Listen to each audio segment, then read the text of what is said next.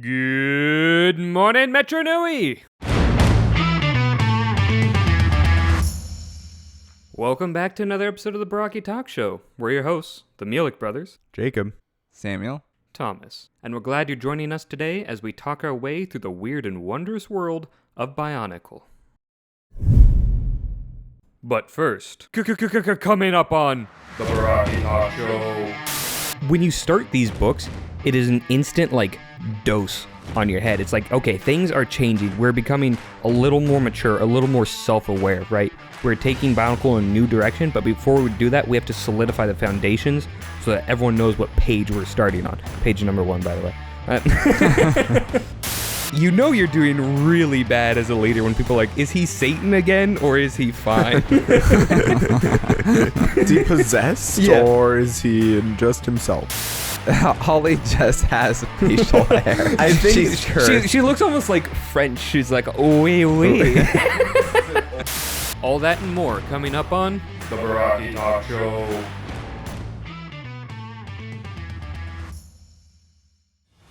Last episode, we learned what the Toa Inika are. Today, we learn how they came to be and what they can do. So let's dive into the events of the Toa Inika. That would make way more sense for the Mari. So let's fly into the events.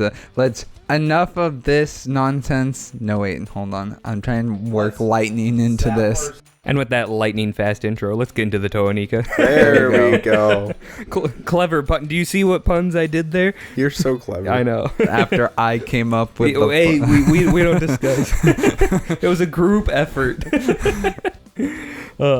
Okay, so we'll get into the events unless anyone needs a refresher on what the Toa Inika are. What is the Toa Inika? What is the Toa Inika? Good question, Jacob. Bunch of guys, zappy, Xammer spheres. Does that cover it? Perfect. Yeah, I think that's exactly Nuparu was correct. there too. Nuparu! Boxor. Boxor wasn't there, sadly. No! If only. No. But where we'll pick up is at the beginning of the events. A clever place to start, I know. But why don't we start in the middle, go forward a little bit, back to the beginning, back to the end, and then back to the beginning middle. Brilliant structuring. I see what you did there. Mm-hmm. The dartboard format. No. Wampa. I like to call it the Greg special. That's true. Yeah. Remember when?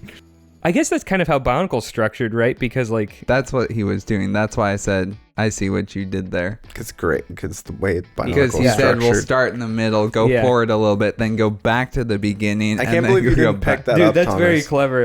You slipped that right by me. You're very This guy. a clever and decent fellow, this Jacob dude. This guy. I like how you didn't say his last name, as if we don't say our last names at the beginning of the I think, episode. to be fair, I think I did get my ordering a little bit out of order, but I was Because I was debating between Jacob Mielik and Jacob Fellow, but I'm like, this Jacob. Yes, Jacob I said I'm a synonym for fellow. Whatever, Dude. close enough. Anyway, speaking of dudes, we come back to the five dudes and a gal. Yeah. 5 dudes and a girl dudes. that looks like a dude, according to Samuel. I mean, that mustache is not doing her favors. Samuel looking at the Nika is like, it's all dudes. Turns Always out the metal has one's a been. dude, and the hairy one too. All dudes. Is We hair should just canon? do a Lego movie podcast next We for should. how It's often we pretty quote cool. it. Anyway, getting back. After the accelerators.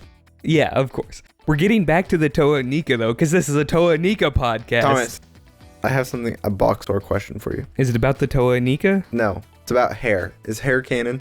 No, not Dang. to the Matoran universe inhabitants. Even Rahi? Nope, not as far as I know. Hmm. They're a bunch of metal things. Fair enough. Renaissance VFX has broken the canon. I mean, it's literally not canon. I wonder why. I don't think Rahi have hair. I'm less sure about that one. Anyway, but continuing on to the Toa Inika, the real topic of today's episode, is the story starts when all the Matoran have returned to Metro Nui. So they're on Metro Nui rebuilding the city. All the islanders from Meta Nui have gone down to Metro Nui. And this is when it's revealed that the Turaga are like, oh man, something really bad is happening. The Great Spirit is dying.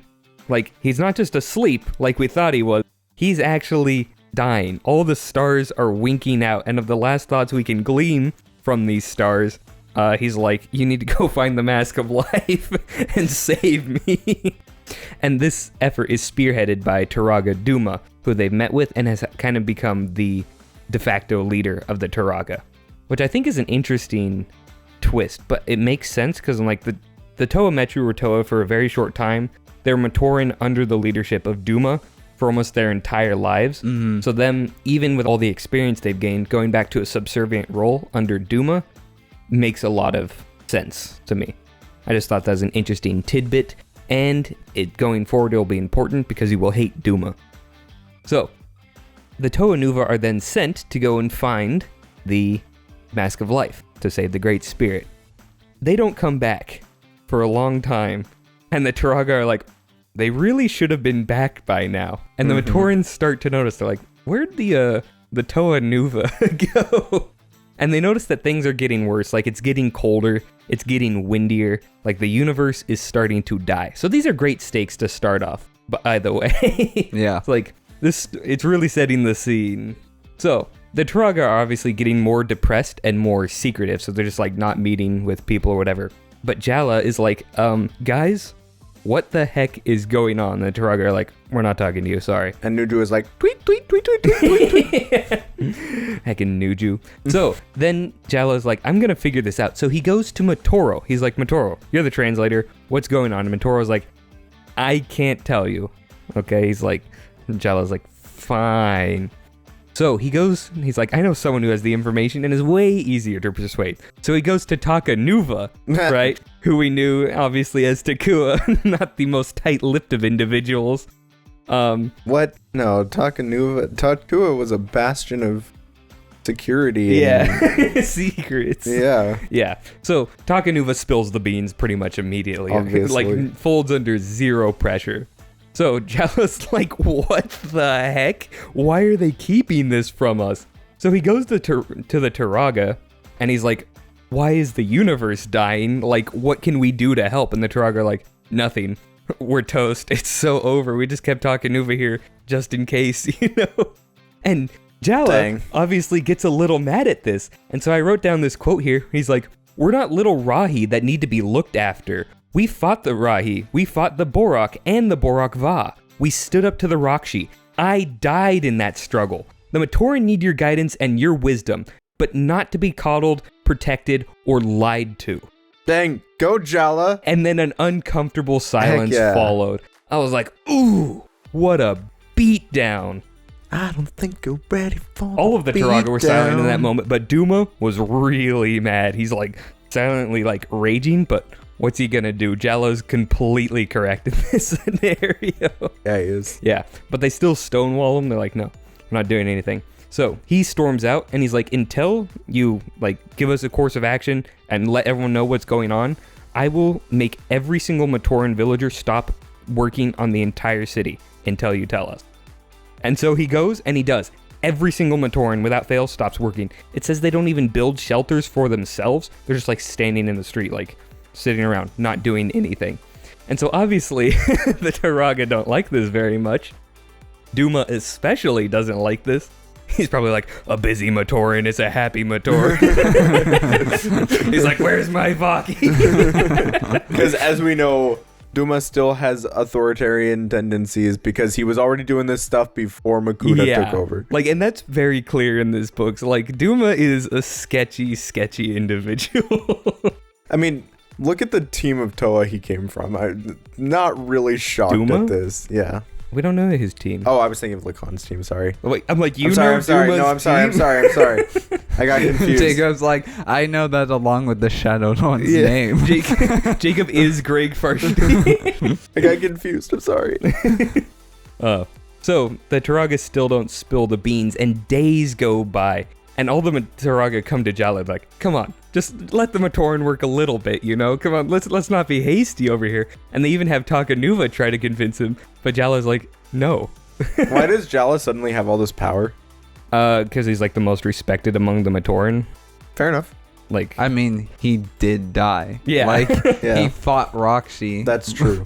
So I guess besides Takua, he'd probably be the most famous one. I think because it puts him on an elevated level that like Takua lost once he became a Toa, right? Because it was like, well, Takua wasn't a very respected Matoran to start I agree, with. but even still, he had that place of being a little bit braver and a little bit stronger in some way than the other Matoran, right?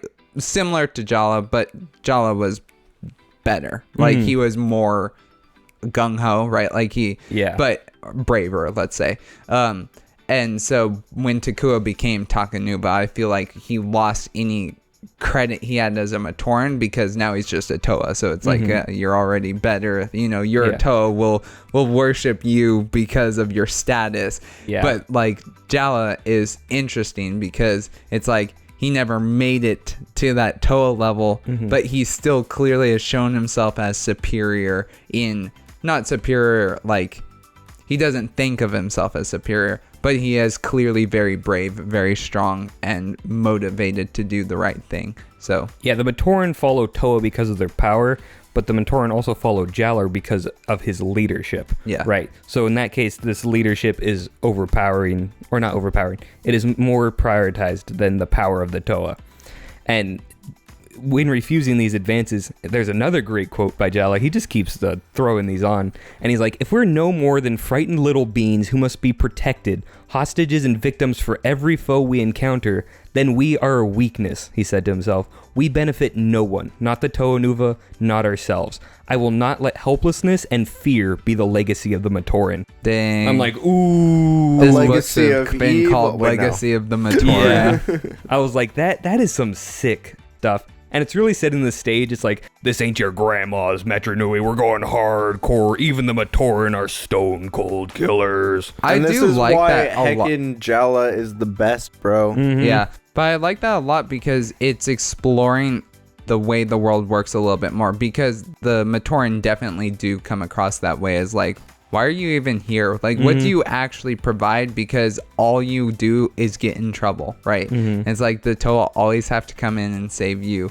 There was, to their credit, the writers had moments with the Mata and the Nuva that's like, oh, the Matoran are useful. Like Jala was one of those Matoran. We talked about it in the last episode, right? Where we were saying that he even saved Tahu, like from doing really stupid and probably ultimately fatal things like walking into a wall of plasma, right? And it's like, yeah, so the Matoran were already shown to be useful outside of what they did for the Great Spirit. And it's like, but you've never heard that internal dialogue of like, how do they think of themselves? How do they, and yeah, so you said it succinctly, that it's just a good quote, but I think it's really important that it fleshes out that lore, right? That it's like, oh, the Matoran are self-aware. They do understand their place in the world, and the smarter ones, or the ones who are more critical thinkers,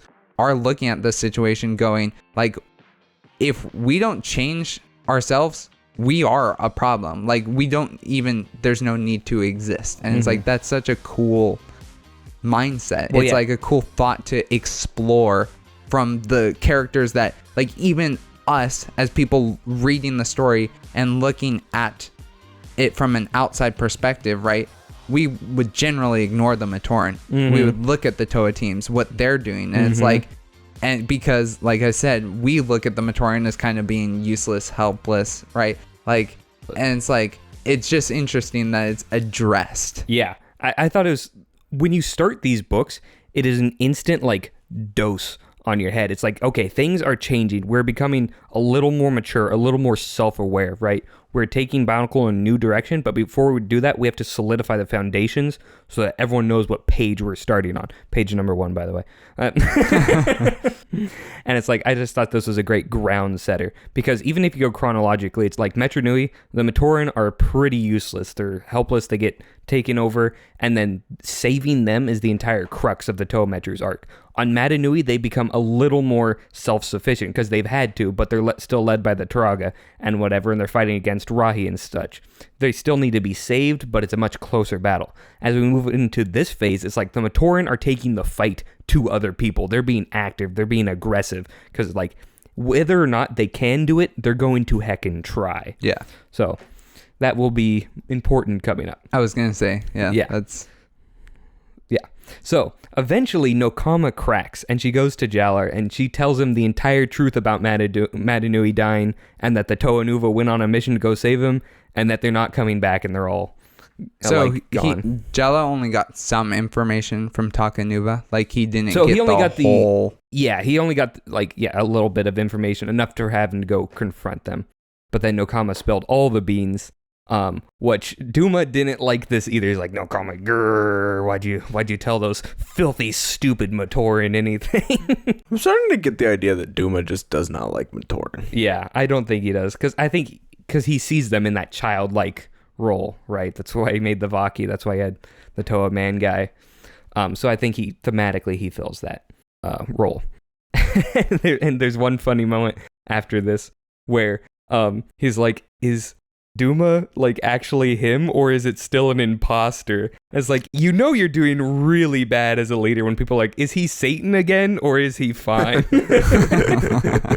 Is he possessed or is he just himself? No, because literally in that moment I'm like, Duma is kind of acting super evil and sketch, and then Jala asked, and I'm like, okay, he wasn't, by the way, he's just like that. So then once Jala has learned all this, he's like, I'm gonna go stop the universe from being destroyed. He's like, worst case scenario, we all die. Best case scenario, we all live. And he's like, I'm gonna go gather a team to do it. And as he's walking away, he's like, because you don't have to be a Toa to be a hero. That's right, Jala. Yeah. That's right. So ask Kafu, he knows. Yeah. So Jala goes and he recruits a team of the bravest and most trustworthy Matoran he knows. And so they set off to find the Toa Inika and maybe the Mask of Light. Now, Mask of Life. Mask of Life, yes. The Mask of Light was already done. Yeah, they Thomas. already found the Mask of Light. Can I ask a question? This will probably need to be cut, No. but this is for my benefit. I don't understand. So, the Great Spirit's dying. Mm-hmm. The Mask of Life is designed to revive the Great Spirit, right? Yeah. So, it requires a sacrifice to basically jumpstart the Great Spirit's spirit. Yes. Right? Yeah. But then what ultimately saves him? Is it the Matoran going back to work to keep him alive? We can do this later. We should probably bring this up later. Let's do this in we the can Chroniclers. Yeah, we'll have a Chronicler's Corner for this. Okay. So, these 6 Matoran, I'm sure you can guess who they are. Okay. Wait. Let me see if I can guess. Okay. Jala? Mm-hmm. Actually, he didn't gather himself. He was already there. Okay. But you did say 6. Yes. Okay. That's because I'm stupid, Jake. I see. No, that's because I make up these rules as I go. Got it. Take your Okay. pick. All right. Holly. Uh-huh. Okay, Nuperu. Good guess. Obviously. Bit of a wild card. Yeah. Huki. Oh. Yeah. Mm-hmm. He can kick ball real good. Mhm. That's why they picked him. Well, actually, he doesn't even kick the ball. No, yeah, he throws it with the Yeah. Coley stuff. Okay, wait. You're actually forgetting this last one, aren't you? No, Kongu. Okay. And then there's one more. That wasn't the last one. I lied. He doesn't know who it is. You have no idea who this is. Obviously. He's like, 2 Stone Matoran. I couldn't decide between the 2. No, he took Matoro. inspiration yes, from the main Matoro guy. is the last one. So he takes all those, and as they're about to go, Takanuva tags along because he's like, if you're going on a dangerous mission to save the universe, you might as well have a Toa of light with you. He probably also feels very left. Well, yeah, kind of. He's like, I'm a Toa. I should be doing something, right? And so they all go and they start on their journey. It's had a very Fellowship of the Ring type of vibe, where it's like the hobbits Yeah. or the Matoran with going through. Gandalf just towering over them. Exactly. So I was gonna say that's another Star Wars reference. Lord of the Rings. That's another Star Wars reference. J.R.R. Tolkien ripping off Greg Farshty. He's like, Greg, consider, what if there was a Balrog in there? I mean, he ripped off J.K. Rowling, so I guess it wouldn't be the first time. That's a joke. Yeah, Just please don't rage bait That's us. an in- Or that was a rage bait. Don't rage us. Yeah, as an in Leave a reference. comment, but also make sure to leave a thumbs up and subscribe also, because if you're mad at us, we don't want you to be like actually affect the channel though, you know. What? So if you're gonna leave a rage comment, great. Engagement is always good, but also, you know, subscribe and leave a thumbs up. Yeah, good point. You know what I'm saying? If you the criteria You can for hate us, but just don't. The best way to don't, like, hate us hurt the is channel, to leave you know? a thumbs up. Yeah. Leave Yeah. a like. Yeah, because if you leave a thumbs up, we'll actually know that you meant to leave a thumbs that down. will let us get boosted to a lot of other haters who will leave more hate Exactly. comments, right? Who will support and back up your If you point. want the horde of haters to descend upon us, like, subscribe, and then share it directly to all those haters. Yeah, exactly. So now Jallo and the other 5 are taking Takanuva with them, and they've gone to find the Toa. First thing is, they go through an abandoned underwater chute that heads toward the south, because that's where they were told to go. And I think the concept of underwater chutes are just so sick to me, because we've seen one of those with that, what was blasting up to Kitongu and hiding it, so we know there's like old, deep underwater chutes. As they're going along, though, they eventually get to normal stone and whatever, and this is where they encounter the first anomaly. It's a hallway that devours all light. Wait, It was another ready for dark Takanuva. hallway? Another dark hallway? Haven't we had like 3 dark hallways? I don't know if That's any like major specific plot points. specific dark hallways. I don't think the darkness has been a plot. Well, maybe point. the darkness isn't, but another hallway at least. hall. Do you mean like I'm a not sure where cave you're or going like a with this. tunnel? Yeah, tunnel, hallway, cave, they're all the same thing. Yes, Jacob. It That's is the another craziest statement. underground tube. Okay, it's an underground tube then. You know what I'm trying to say. I know what you're trying to say, but it's just like pointing out that they're in another like cave or cavern or whatever.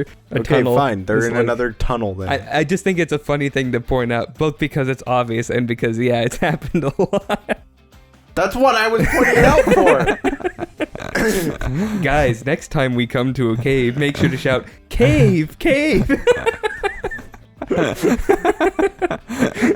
Are you saying there's no value in pointing out that once again we're in another cave? Spelunkers, no spelunky. The Toa aren't spelunkers. No normal people go into caves this often. Pauahi residents are like, you sure about that? I said normal people. Anyway, so they go through this cave, this hallway, this tunnel, whatever you want to call it. I'm gonna. And Takanuva is like, I can't make it light up in here. So he was super confused until he like did a huge burst of his power and then it all got sucked up. He's like, okay, it doesn't prevent all light or stop us from seeing. It's just eating all the light. It's How like, did he figure that out? That's what he just said. He just Yeah, but made a huge That's burst. quite a leap. No. Because if lower amounts of his power are not working, but a great amount of his power works for a tiny bit, then it makes sense that it's not just completely. Yeah, it's not an absolute effect. Yeah. Okay. It's like if you have a small pie and people eat it fast, then you put out a bigger pie and they eat through it slower. It's like, okay, I know there's a cap on how much pie these people can eat. In case you're into pie-related metaphors. So, to get through it, they decide to just go through it because they can. So they all tie a rope to each other and go on through. Now, Matoran is one of the last in the line, and as he's coming out of the cave, the person behind him, their hand gets out of his and is gone, and he's like, who the heck was that? Because everyone else is on the other side of this tunnel, because they go through it, and there's just light on the other side, is this specific part of the tunnel. And he's like, that was a bit spooky. So, that doesn't get followed up until later on, but it will be semi-important. So, after they go through the tunnel, they find a mask of telepathy. And first they didn't know what it was until Takanuva was like, yep, I can read people's thoughts. That's a mask of telepathy. So Nice job, Takanuva. Yeah. I was like, Takanuva, don't put strange masks That's what on I your was gonna face. say. He should know that too. Well, the last time he did it, it worked out as well as it possibly could have. Fair point. He turns into a super a toe of light Nuva. It's like, whoa. That is a completely fair point. I just thought it was a funny thing because like that's a dumb idea. So then they continue on, and the Matoran and Takanuva find an archway. It's not a door. This one's an actual archway. And they're like, okay, let's go through it. So they start to go through, Takanuva taking the lead, and he just bounces off of it. He's like, what the heck? And he tries shooting some light through it. Doesn't go through. So the Matoran like reach their hand through, and it lets them go through. They're like, this is probably a really bad sign, but we have to go through here to get to Voya Nui, the island where the Mask of Life is. So they all go through, and Takanuva is left on the other side because the barrier just won't allow him through, because it's like an extension of the light-eating room. It's like it repels light. Huh. A good sign going forward. Yeah, exactly. Yeah. So once all the Matoran are through, it also doesn't let them back out. So they're trapped on the other side of this archway. And it's this moment that Takanuva and Jala actually give a very touching goodbye, because they may never see each other again. And so they're friends. Yeah, and they're friends. And they exchange some heartfelt words, and it really does strengthen that bond. And then Takanuva goes back, and the Matoran continue on. So the Matoran find themselves at an impossibly tall mountain. And it says they're climbing this mountain for like days straight up, just like keep going up and up and up. And that is when... Yeah. Sisyphus is like, they don't even have a boulder for entertainment. So eventually, they encounter 8 Manus crabs who have surrounded all of them. Leading these Manus crabs is a Matoran. Mavra. It's Mavra. It's what? Mavra? It's Mavra. No, it's not Mavra, actually. Mavra's dead, guys. Yeah. Anyway, so this Matoran captures our main group, and he leads them onwards down into a terrible land called Karzani. Dun, dun, dun. So this is where ice is hot, water is dust, and some of the rocks scream if you walk on them.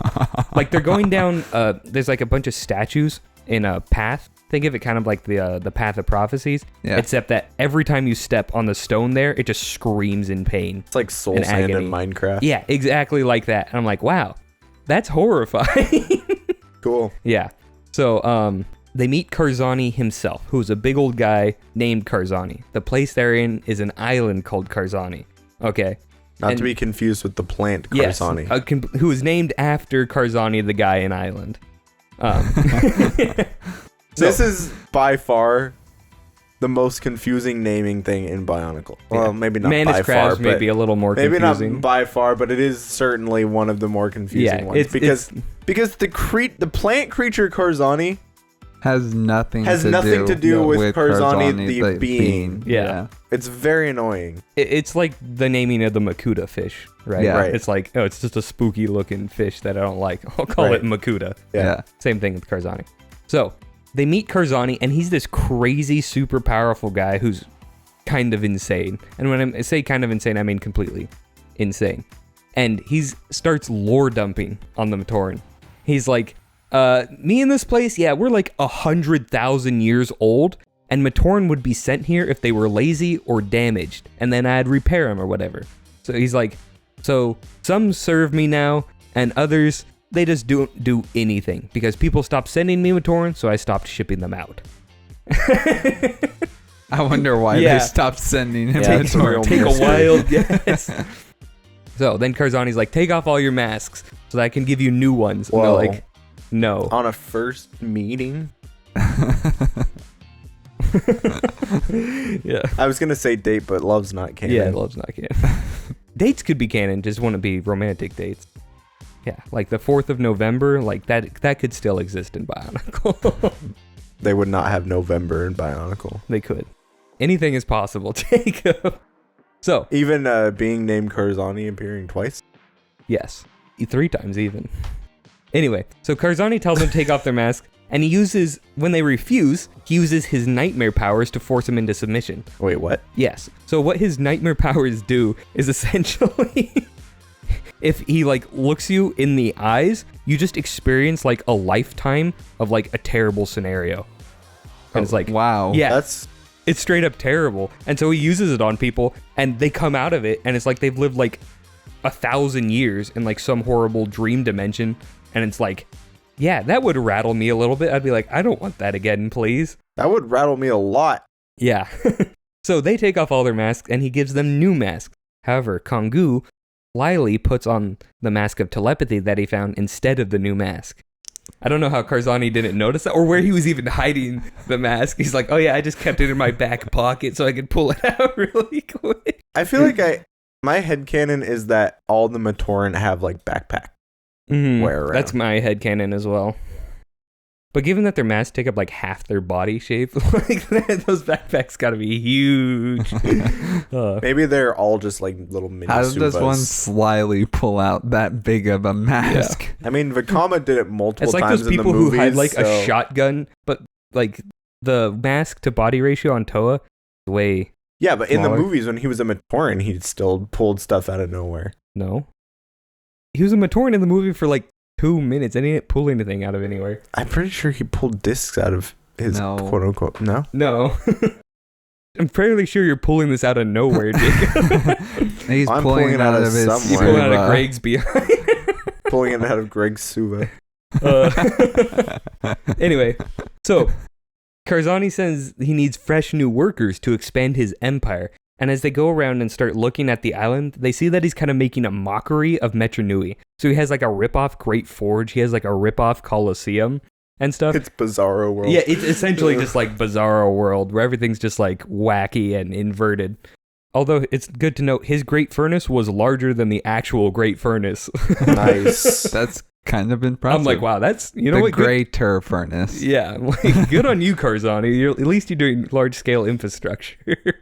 But he does say, he's like, Holly, he figures out that she's a chronicler. He's like, you can tell me about the outside world and catch me up on everything that I've missed.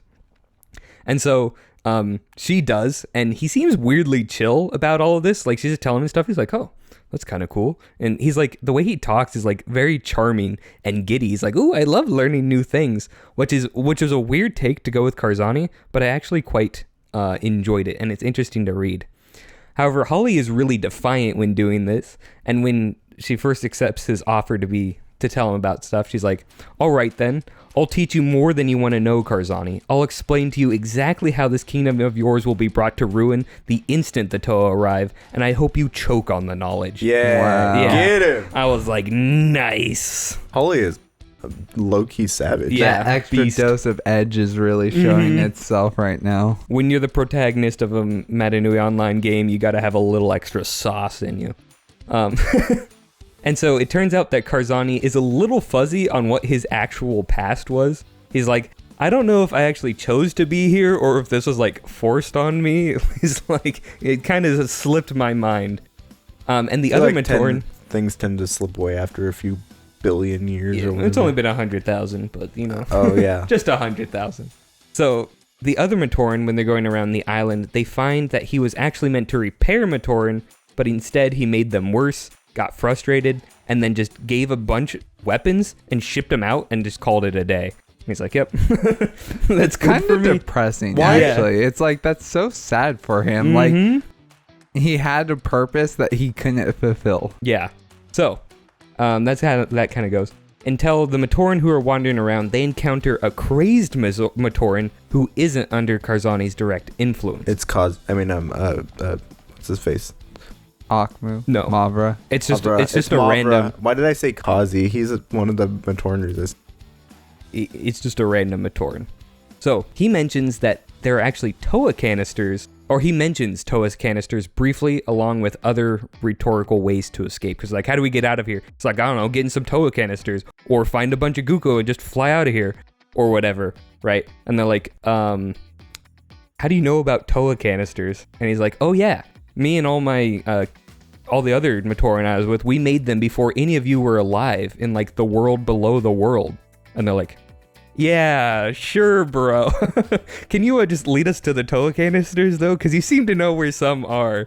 He does mention that the Toa canisters they made were made for the Toa Mata in the world that feeds the world. Yes, this is Something. foreshadowing, that which is, will be cool later that's on. pretty. That's impressive. That's some pretty significant foreshadowing. Yeah, then he says other Toa canisters were placed all around the universe for the Toa to use. So the Matoran get him to show where the Toa canisters on Karzani are. However, Karzani has become aware of this, and so with Holly in tow, he is going to go and destroy the canisters and enslave the main group again. So, they all get to the Toa canisters like, okay, we got to get Holly and figure out how to do this, right? Until Karzani shows up with Holly, and he's like, where do you think you're going? That's not his accent, but you know what I mean. Where do you think you're going? Yeah. And he says, this is where he starts getting more agitated, because he's like, you Matoran, you're all frightened little losers who believe in made-up stories like Madanui and Makuta, when really only Artaka and Karzani rule the world. We're the greatest beings there are, okay? So then, to kind of counter this, Matoro is like, fine, Karzani, like, take the worst thoughts in my head and make a nightmare from it. So Karzani is like, kind of a weird thing to ask, but since you're at my mercy, mine as well. So, he takes Matoro's thoughts and he concocts a nightmare of Madanui dying and the entire universe getting destroyed. And it's very graphic imagery in how it goes. It's like tsunamis sweeping across the islands, destroying everything, being like so cold, people are just freezing, complete and total darkness. And then, once we come out of it, we realize Matoro's plan, because upon seeing this, Karzani is stunned that a vastly more powerful being than him exists, being the great spirit Madanui. And he's like, oh man, there's actually a godlike entity that is overseeing the entire universe. I can't compete with that, right? So while he's kind of reeling in this when he's reeling in this realization, when he's reeling in this revelation, he's put off balance by this revelation. And so the Matoran uses the distraction to get in the pods, and they launch themselves out. And I was like, how do Toa pods work? Turns out they just burrow through the rock straight up out towards Voyanui. And I'm like, why? How? They've learned that from Voyanui. Yeah. Just shoot straight up and you'll go through anything. Yeah. I was just like, that's a bizarre thing to do. And they go through it like butter. Like, I was very impressed with him. But then when they're gone, Karzani kind of comes back to his own senses. He's like, wait, Madanui's more powerful than me. But Madanui's dying, which means, it's time for me to step up to the plate. Oh, gosh. Yeah. Karzani and Makuta are clearly cut from the same cloth. Yeah. So I just thought that was a funny moment. We don't see Karzani again for a while, though. So eventually, the 6 Toa pods, they come up onto a massive ocean, and they're floating towards Voyanui when they're all struck by lightning. And when they wash ashore, all the 6 Matoran get out and discover that they are now Toa. So they all touch their new Toa weapons together in solidarity, and 6 new Toa stars shoot out from them into the sky. And they mentally note that if they're transformed now, it means that they aren't through the worst of it, because they were able to do all of this just as Matoran. So they're like, if the great spirits turn us into Toa now, what the heck are we going to have to face? That's funny. Which I was like, oh, that's actually a really good point. realization. Yeah. So that's how they became Toa Inika. And in case anyone is wondering where the name comes from, Inika means energies of a star. So when they were zapped by lightning from the red star, they decided to name themselves the Toa Inika. So now we move on to the events of Power Play. So this is the first book where they're actually really Toa. The intro to Power Play, kind of to start off, it explains how 2 powerful beings called Axon and Brutaka worked for the Order of Madanui, who we know those guys, and they were tasked with keeping the island and the Mask of Life safe. But Brutaka thought Madanui was dead, and that the universe now belongs to whoever can seize power in this new orderless, chaotic universe. And then it states that the Toa Nuva were captured, and all of the Matoran resistance but Balta were captured as well. It is revealed, though, that just in this little intro, that Brutaka was the one who teleported the Tatorok to Metronui. And this was while he was still not... He was, part he of was the Order still of Madanui. pretty good at that point, yeah. Part of Correct. the Order. I forget how he puts that, but he's like, I haven't had this much fun since I teleported that Tatorok into the heart of Metronui or whatever. And it's just like, so that's the answer? Which is just so funny. It is funny. Also gives you a scale of how powerful Brutaka is. Like, he can just do that. So, that's kind of the starting scenario for when the Toa arrive on the island. The other thing is that Which Toa? the Toa Inika. Inika. Okay. Yeah. So, the Piraka are now get a viewpoint, and the Piraka we've mentioned previously before, but they're a group of 6 evil thieves who want to steal the Mask of Life. And they're very powerful and scheming and backstabby. So, because this was the first book I ever read of the trilogy, So, and it does a good job of filling you in. Of the trilogy? You mean the of this series. Yeah. And so it starts off with one of them named Hakan, who is like, oh man, my coup attempt failed. And he's like, if I'm going to do another coup, I need way better alliances this time. Which I think is just a great introduction to the Piraka. Because like, oh yeah, they've already schemed and betrayed each other before. But next time they're going to scheme and betray again. Genius. So he goes and he meets with 3 of the other Piraka. And he's like, okay, Brutaka's the real threat. We don't need to worry about the 2 other Piraka. So once we take him out, things will be easy peasy. And he's like, and I have a plan to do it. So this will become important later, but it also ties in with the intro of like hyping up Brutaka a lot. Now we cut to the Toa Inika. So they're new Toa, they're wandering around, doing things and such. And this is where they go into a cave to kind of discuss, and Holly takes her mask off because it feels weird. And this is when they discover that their faces glow super bright and it lights up the whole cave. And like, we can't see your face. But it's funny because from Holly's perspective, everything just got really, really bright. She's like, where's all this light coming from? So I just thought that was an interesting thing to note. And they know that normal Toa, when they're maskless, don't glow like a star because they've seen the Toa Nuva without their masks before. So like, are we just freaks or something? What are we, a bunch of little freaks? Oh boy. They were prior to this. Now they're big freaks. Yeah, exactly. Big little freaks, as we said, I think, in one of the other ones. We gotta have a little freaks counter. Yeah. So they also find that their masks are alive. They can move and react. But when they're on their owner, they don't move around. So this is all the stuff that we covered in the beginning.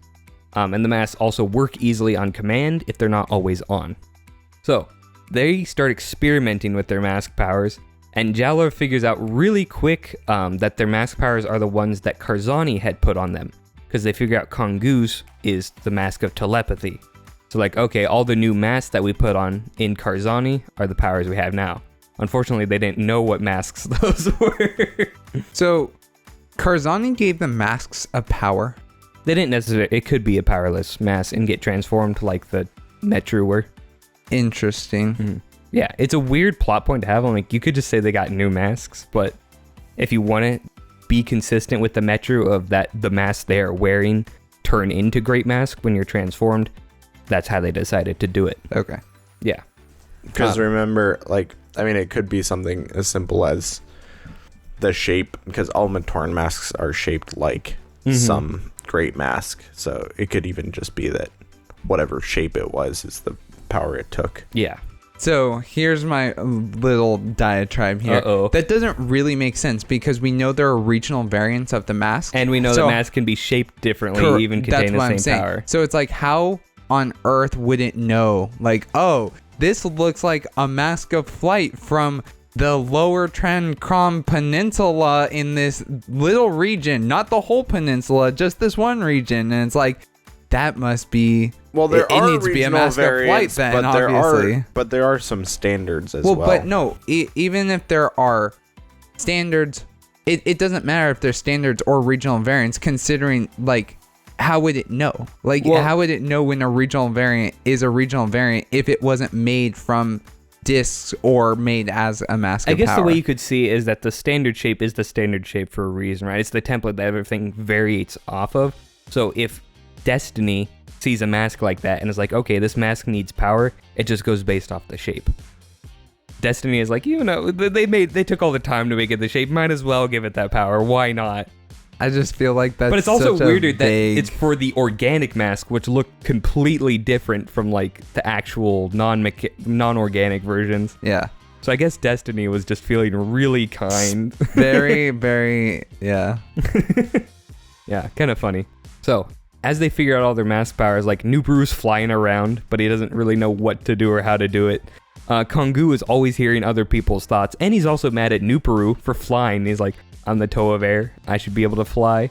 Matoro suddenly just drops dead on the ground, and everyone's like, oh man, did Matoro get sniped by like some invisible power? What's going on?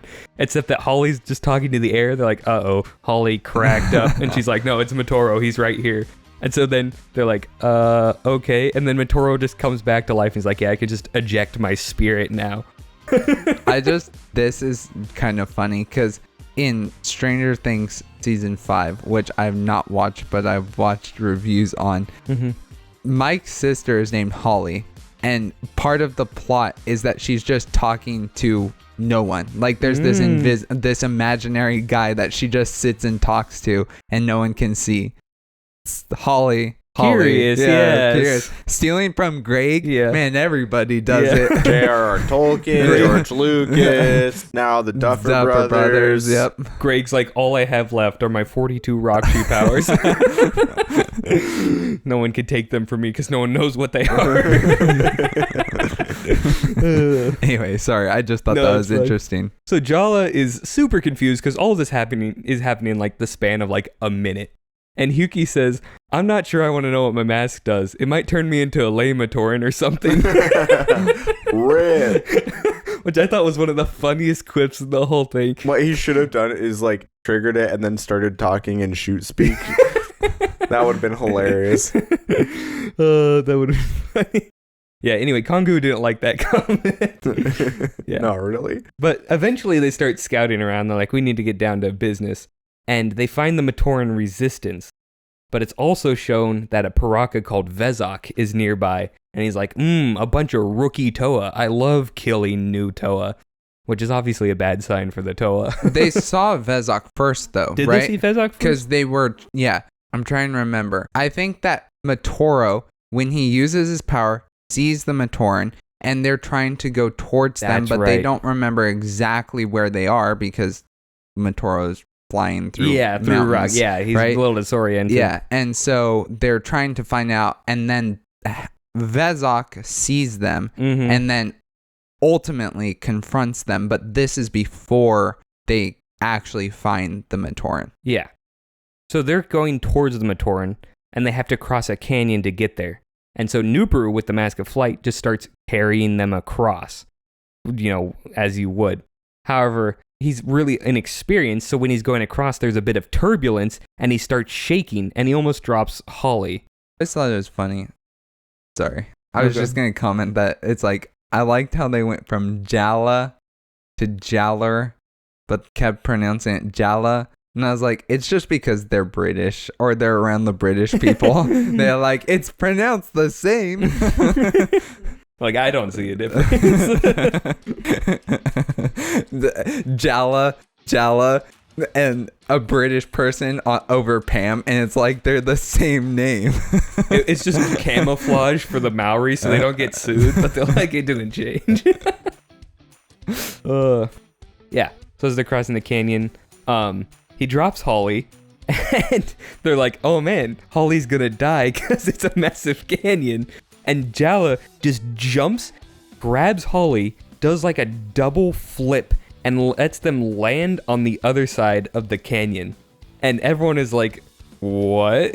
And even Jala's like, I didn't know I could do that. Doesn't he even have a thought where he's like, I know like Toa are powerful or whatever, but like I don't think they can do that, or am I just headcanoning that? I can't remember. I'm pretty I'll sure you're fact check headcanoning as we go that. I haven't through. even read the book recently, but I still think you're headcanoning. Okay, I think I'm headcanoning that too, but it's a sick headcanon and you will accept it. Thomas is like, headcanon? Yeah. I think you just mean canon. Head canyon, more like. Head in the canyon, more like. So Vezok, during this whole time, is observing them, and after they finish crossing, he's like, okay, I'm gonna attack him, and he shoots him with a Zammer Sphere. And so, it doesn't work. Like, it hits one of the Toa, and they're like, unaffected, and everyone just kind of stares for a little bit, and Vezok is like, So he shoots another one. Again, it does nothing. And he's like, that was supposed to enslave you. And they're like, oh, if that's what it does, we don't feel bad about attacking you. And they start shooting him. Incredible. Yeah. I can love these guys. That part in the book is so funny because everyone's just kind of standing there, like waiting for something to happen. So they shoot Vezok and he gets blasted with elemental power. And they're like, okay, we got him. But then he gets back up and then he shoots the elemental power back at them because they discover that's Vezok's ability. He can absorb other people's abilities. And this is where they also learn that their elemental generation is infused with lightning because he's shooting lightning-infused fire back at them. Eventually, they're like, we can't really take him down because he's absorbing all our hits.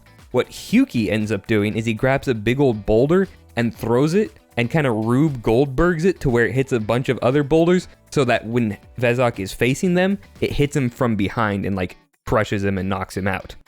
So then they go and they capture him, and it's kind of a weird moment because they capture him and then he wakes up and like immediately escapes. So it's like, what was the point of them capturing? Yeah, like narratively, it's just kind of funny.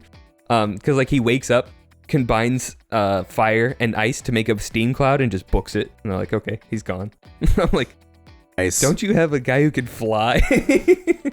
So wait, how long can Vezok hold stored energies? Plot. Got it. It's really unclear. Because I thought if he got knocked out, it would go away, but no. It's like, it's actually a new unit of measurement. It's called the Greg, and it's however long. It stands for generally related to entertainment reasons. You can say that. I don't know why how you measure instead of another how you G. measure grades is with a Gregor counter. Gregor counter. And you go up to anything that involves Vezok, and it just goes. The needles all the way at the end. Dude, all the Bionicle works on the time scale of Greg's. Like, it's like it could be any amount of time that's passed between these two events. Did I just coin a new phrase? The Greg. It's a Greg, approximately one Greg long. One Greg long. Whether that's time or distance depends entirely on context. Yeah, it's like a parsec. So really quickly while we're at this. Yeah. Jala does not know how he did it, but he knows that it shouldn't have been possible. Mm-hmm. So he doesn't mention specifically that it shouldn't be possible for Toa. He's just like, that shouldn't have worked. Yeah. And it did. Which is even funnier when you realize he still jumped off to save Holly without knowing he could do that. So it's like, what was your plan there, Jala? He's like, he doesn't have a plan. He has loyalty, okay? He's like, I'm making sure she's going down. He's trying to pull a ball rod. If you're going down, I'm going down with you. Even it's like, wait a second, that's not normally how that goes. Even Jala's dumbest move is still... Really quickly, while you're mentioning Vakama, I was just thinking earlier, I was like, if you took a move that involved Vakama and Kazi, you could call it the Vakama Kazi. Oh, that'd be great. That'd be kind of funny. It's just Kazi chucking Vakama as Kazi's chucking Vakama? Vakama just turns to Kazi and he's like, toss me. Kazi's a Matoran. Yeah, how's he going to throw Vakama? Vakama's a Turaga. Yeah. Oh, I was thinking Toa Vakama. Are you stupid? I was like, what Contemporaries. Thomas, yeah. Come on, man. Get with it, boy. I guess they probably were contemporaries anyway, but... They just would never have met. Yeah.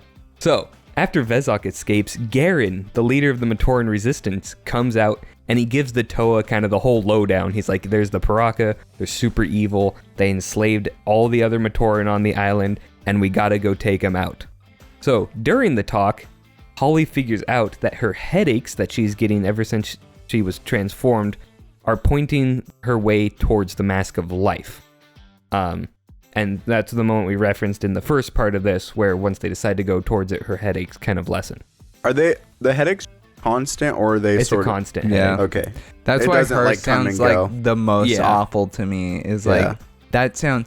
Hearing other people's voices would be annoying, but to have a just constant like like head. I know it just yeah. It. When I was little, it made me mad reading it. It like kind of put me off because I'm like, that just sounds super heckin' frustrating. Like it's just one of those things that bug me. Yeah. I think I felt the same way. Eventually, they go and meet the rest of the Matoran resistance, and they plan to free the enslaved Matoran on the island. So they're like, how are we going to do that?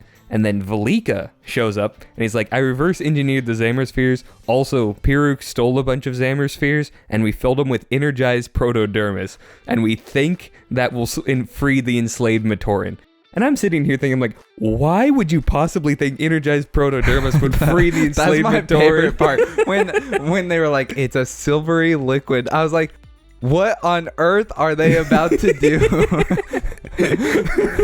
They're just hoping, like, maybe they'll turn into a huge monster that'll kill the Piraka. Okay, when they go into Makuta's lair and they see vat of green stuff and vat of silver stuff. I guess They don't see a vat of silver No, stuff they in the have lair. a pool of energized There's predator. an old Oh, yeah, like, that's true. underground That's a good fortress point. that Yeah, they yeah, get the EP from. okay, fair point. So it's like, I can't possibly fathom what sequence of events would lead to this, which is why they never explain the sequence of events that lead to this. Valika's just like, yep, this will work. Nice. I mean, there is one possible there's one explanation. possible reason. Yes, there is. But that's a very Chronicler's Corner reason. Wait, real quick question. Is Valika the one that always speaks in riddles? Yeah. Yes. Okay. So when I say that he told him to do it, that Yeah. was a very roundabout way. Yeah. So the Matoran and the Toa split into groups to go do their various missions. And the first group is Jala and Holly with Dalu and Piruk. So this is Dalu's the water Matoran, Piruk is the Lay Matoran. Matoran. Oh, yeah. Sure. Yeah. So they go sneak up and sneak up on the working Matoran who are on the side of the mountain, and they just shoot some Zamor spheres into them. And it actually does free the Matoran. They're like, oh, I'm free. Imagine it just killed them. Yeah, I know, it just evaporates them. That didn't work. Imagine if they miss and hit the mountain. It's like, it's Z all over again. Oh, that would be so funny. So that ends up working. Wait, can I comment really quickly? Because I just thought it was interesting that they specifically mentioned that Holly aims and takes her shot, and she's like, this should be fairly easy because, like, I've had so much experience playing Kolhi. And I'm like, nice. Way to bring that back in. I really appreciate that, because I'm like, why? I was literally reading, I'm like, why are they so accurate, like, right off the bat? Like, I know they have improved senses and stuff, but, like, they made it pretty clear as a long shot. And then they mentioned that, and I'm like, that's so cool. But I'm like, wait, why is Jaller so good? Then I'm like, he also played Kolhi. They all play. Well, that's what I was saying. Like, Well, not all of them. Most of them played Kolhi, and like, at least Holly and Huki were both known for being like really good. Yeah. Yeah. The ones that shoot most often in the story are the ones that played Kolhi the most, which I'm like, that's just a cool thing. So then, well, and that's another. Sorry, side note, but this is like that's another just huge advantage of having a Toa team that's made up entirely of characters that we already know and have like done things in the story that's before what this. Thomas was saying, like those 3 layers of complexity. It's like this is one where that Matoran layer is doing a lot of heavy lifting, where it's like, oh yeah, we know about their past. Yeah. And I again, I mean, I'm obviously biased, but that's another thing that just makes me love these characters so much. Yeah, I really liked that. Is it bias if it's just True. Like, yeah, you if could they are actually the best written team, is it bias? Yeah, you would be. That's a good point. Because is bias strictly unfair? Yeah. Because you can like be like, no. Because if someone says like they're biased towards the truth, you know they're just like a filthy liar, or it's meant to be funny. It's not meant to be taken seriously. So I think bias does have to be going against the truth. Not against the truth, has to be not based upon truth. This is like way too This philosophical. is very for right philosophical. now. We'll- I would love to engage in this, but maybe We'll come back to this. Will we? No. This is gone. That's foreshadowing. So eventually, when they see the freed Matoran, the enslaved Matoran start going over to capture them, but that means they're grouped up again, They're so just they can like, just unload into them with their multi-shot it Zamor becomes spears. a reverse Matoran massacre. Yeah, I thought that was a cool I love that detail. Valika is like literally smarter than the Piraka because he's like, what if we took a little, container and gave you multiple shots instead of just one at a time? I don't know how smart the Piraka are. 'Cause their intelligence is a weird thing. They're very cunning. I don't know how intelligent they are. Yeah. But yeah, It just seems like if they're smart enough to create the Zamor sphere launchers, and Avac, I think, is pretty smart. Avac is definitely the intellectually Yeah, smartest. and he's the one who makes the Zamor sphere launchers, right? Yes. So it's like he might, it seems like logically speaking, he would have been able to figure out the hopper system here. Hey, those Matoran. Stranger Things can barely figure out Hopper, Jacob. You expect Bionicles to?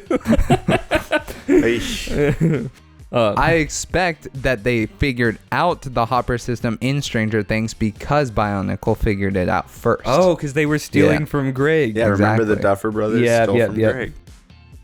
Get with the program. So, Also, hopper was the word I was looking for the entire technical section last time. And I could not think of the word. I finally got it. Well, you're just like a week or so late. You know, that's pretty good. It's all right. You know, the people, they will get what they want, what they desire. The hoppers. Yeah. Okay. Yeah. It'll just take them a week. So the second team that we follow is Matoran and Hyuki along with Balta and Kazi. So this is Balta is the Ta Matoran and Kazi is the Ko Matoran. So they are being led up a mountain to go and meet Axon, who Axon is the counterpart to Brutaka. He's the Brutaka. He's the non-evil one. Yeah, and he's the silver guy. Kazi is like, yeah, I've actually known about Axon for a while, whereas Balta just met him like 5 minutes ago because he saved his life. I love that bit of lore. It's like, what? Like, why was this necessary to have Kazi have known about it? It adds a little something to his character, but it's just, which is much needed with Kazi because I feel like, but it's also, it is weird. It does bring up an element. It's like, why didn't you bring him up before? That's why it bothered me. Piraka show up on the island, be like, Axon, can you blow them to smithereens, please? He might not have known like the significance of who he was. Maybe I'm pretty sure he knew at least that he was a very powerful being. Yeah, he knew he was very powerful and evil. Good. Yeah, fair enough. Yeah. So they go and find Axon. And they're like, okay, we'll get his help. But he's almost dead, just lying on the floor of this cave. And they're like, what happened? And Axon's like, I tried to convert Brutaka to the good side again, but Brutaka to the good side again, but I failed. And he beat me the heck up. And he's like, now you need to go stop him, even if you need to kill him. Dang. Yeah. And so he says this to a bunch of Toa, which I'm like, they're not going to believe to two brand new Toa and two Matoran when Axon couldn't even do it. See, they're brand new, so their no kill rule hasn't been solidified. He's like, you came from Matoran, who Matoran will kill people, right? So he's like, you can still kill people now, guys. Come on, trust me. No, and Axon doesn't know these guys. He's never met him Toa, before. And he's just like, go kill my arch nemesis for me. Go kill my best friend turned arch nemesis. What the heck? To be fair, the fate of the entire universe is in the balance. True, but how does he have any clue whether he can trust these people? The last people that Toa. came, the last people that came to this island claiming to be Toa were but not. Axon didn't trust them. No. Axon has the mask of truth. He was like, "That's a good point. That's a good point. That's that. You know, the mask of truth makes all this make sense." Yeah. What a plot convenient mask. It's like, oh yeah, it just sees true things. It's like what? Well, yeah, I mean, it's like Wonder Woman's lasso. It's like, just... But if you gave the mask of truth to Kitangu, he would be unstoppable. Dude. He's like, I can see everything. Give him that and then the mask of detection so he can see spirits. It's mask of truth can see spirits. Oh, yeah, that's right. Yeah. Which is so cool. That is cool. Yeah. Anyway, so the third team is Kongu and Nupuru along with Velika and Garen. So Velika, the Po Matoran, Garen, the Onu Matoran. They were keeping the dirty guys together, the earth people, not the dirty guys. That was like, what? I was thinking like dirt, like soil, you know. They kept the dirty guys together. Yeah. That's so their mission is to free the Toa Nuva, because the Toa Nuva had gone to this island and been beaten up by the Piraka and Brutaka. So they are blocked from the Piraka stronghold though, because that's where they assume the Nuva are being held, by robot guardians called the Nektan, who we talked about the Nektan earlier. This was a stationary Nektan. There are actually two of them. So they were just blasting away at the Toa and Matoran. What's so funny? I'm just laughing at the whole concept of the Nektan for some reason. Like, it's just so funny because when you look at the set, it's just a Xamasphere launcher. No, it's a missile launcher, isn't it? Oh yeah, it's a missile, but it's just a missile launcher. I'm like, why does it have to have a name? It's just funny. It is. Like Nektan that can move makes sense. Like it's not just like fortress defenses. Yeah, it has a name. It has a specific name. Yeah, use it. I do every time I address it. Hey Nektan, Looney Tunes show podcast after this. Yeah. So as they're fighting them, they keep like hitting them, and it's either not piercing the armor or like they're regenerating quickly until Velika goes off on a tangent, and they're like, "What the heck does that mean?" And he's like, "Garen, translate it." So Nupuru is flying all around, and what basically Velika was saying is they're not armored underneath. So Nupuru dives, uses his drill to dig in the earth super fast, and then go up underneath the Nektan and blow them up from there. Which I'm like, okay. that's a pretty good plan. And also the concept of him like flying and then just shooting super fast, drilling into the ground. I'm like, I always thought that was cool. Yeah, I'm like, that is sick. And it really solidifies that giving him the Mask of Flight was the correct choice. Because like having a Toa being able to move omnidirectionally is just sick. Yeah. True. So then once they fight through the Nektan, they stealthily enter the fortress and they look for the Nuva. I don't know why they brought like Nuperu on a stealth mission. And that's also something important that we didn't mention because earlier. Because he's all black and can hide in the shadows. I mean, that's you got me there. They were priming him for that time that he ends up with the Mask of Stealth. Clever. No, but what I was saying is or we didn't mention that part of the missions that they were going on is that like to find the Nuva because the Matoran resistance were like, oh, by the way, the Piraka totally beat up the Toa Nuva and we don't know if they're alive or dead, and so we need to go look for them. Yes. So that's an important context that I think we did not mention earlier. Because when we cover Piraka events, we'll go over their fight with the Nuva. I figured even still, like it's... No, yeah, it's good to know. Wait. No, actually, let's continue, and then I have one more thought when we're done with this section here. So, they enter the fortress, and in the cursory search, all they find is the Toa Nuva masks hung on the wall with gigantic nails pinning them to the wall. I remember that scene from the first time I read this book. I'm like, oh, dang. I literally saw that, like, they killed the Toa Nuva. That's what I thought, too, yeah. I just love the concept of, like, the giant nails. Like, I don't know what it is, but I think it's, like, the crucifixion imagery. Yeah. Almost. I'm like, man, they crucified the Toa Nuva? It's such a Piraka thing, too. Like, it's perfect in their character. Yeah. Like, yeah. So then they continue on and they find the vat room. This is the room where that big old vat of green enslaving junk. Wait, you're telling me that the vat room is where they keep the vat? Mm-hmm. Wow. Mm-hmm. I know. Mind blowing. I thought the vat room was where they kept the vat man. I have the power to contain liquids. When they get to the vat room, they're confronted by all of the Piraka, who are all there, and Brutaka, who's also there. So it's just the four of them looking at them like, I don't think we can win this. But before anything happens, the wall blows up and the other Toa come pouring in. Heck yeah. And it's like, yeah, baby. This leads into what I dub the big fight. This is like the major point of this book. Not point, the major action set piece of this book. The Act 3. Yeah. Because it is all the Piraka and Brutaka fighting all of the Toa with Velika and Garen there briefly. So, and it starts off with Hyuki distracting Brutaka. Because if Brutaka is unfettered, he just wins straight up. He's so stupid powerful, it's not even funny. So Hyuki starts like blabbering at him and bringing up like earth walls that Brutaka's just shattering his way through, right? However, when Brutaka's distracted, he's like, okay, he keeps bringing up walls.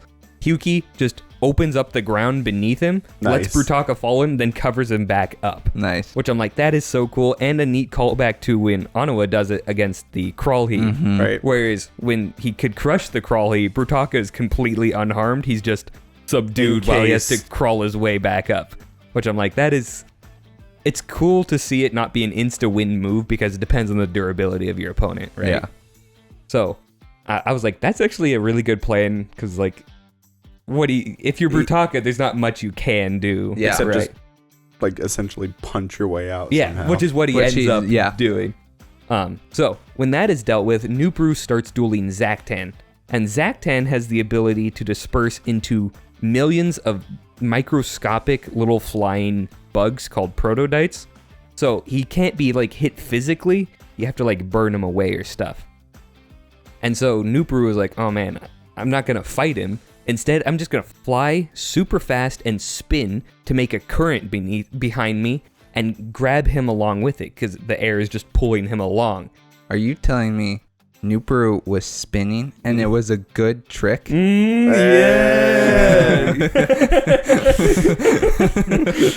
Man, I can't believe George stole another thing from Greg. That's seriously. crazy. That's crazy. Wow. So Nuperu's spinning, he grabs Zaktan, and he flies out of the fortress with Zaktan still in his wake.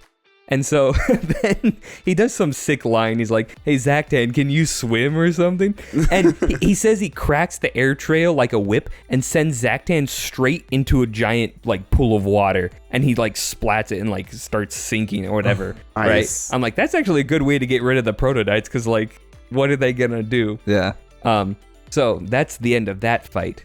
We cut to Kongu, and Kongu doesn't have time to do a single thing in the fight before Avak imprisons him in a vacuum bubble. And he's like, oh man. And so Avak he's kind of monologuing. He's like, ooh, I prefer Toa of Ice or Fire because they're way easier to trap, right? But he's like, a Toa of Air is also pretty easy to do. And Kongu's like, I'm not just a Toa of Air. I have the mask of telepathy. So he starts beaming a bunch of thoughts into Avak's head, and Avak's like, what the heck?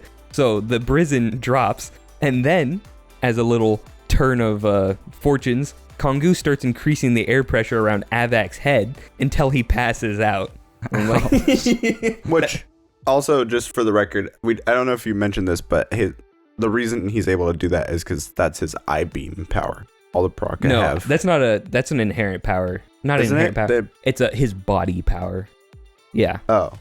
That scene where he encases Avak's head in super high pressure always reminds me of when the Earth Queen in Legend of Korra is like getting killed with like the air bubble wrapping around and sucking out her lungs. Just kind of a different way to say it, but that's how I've always imagined it. So then we cut to Hakan, and he's like looking at this battle. He's like, man, they already took out 3 Piraka. That's pretty insane. We haven't even taken out one of them.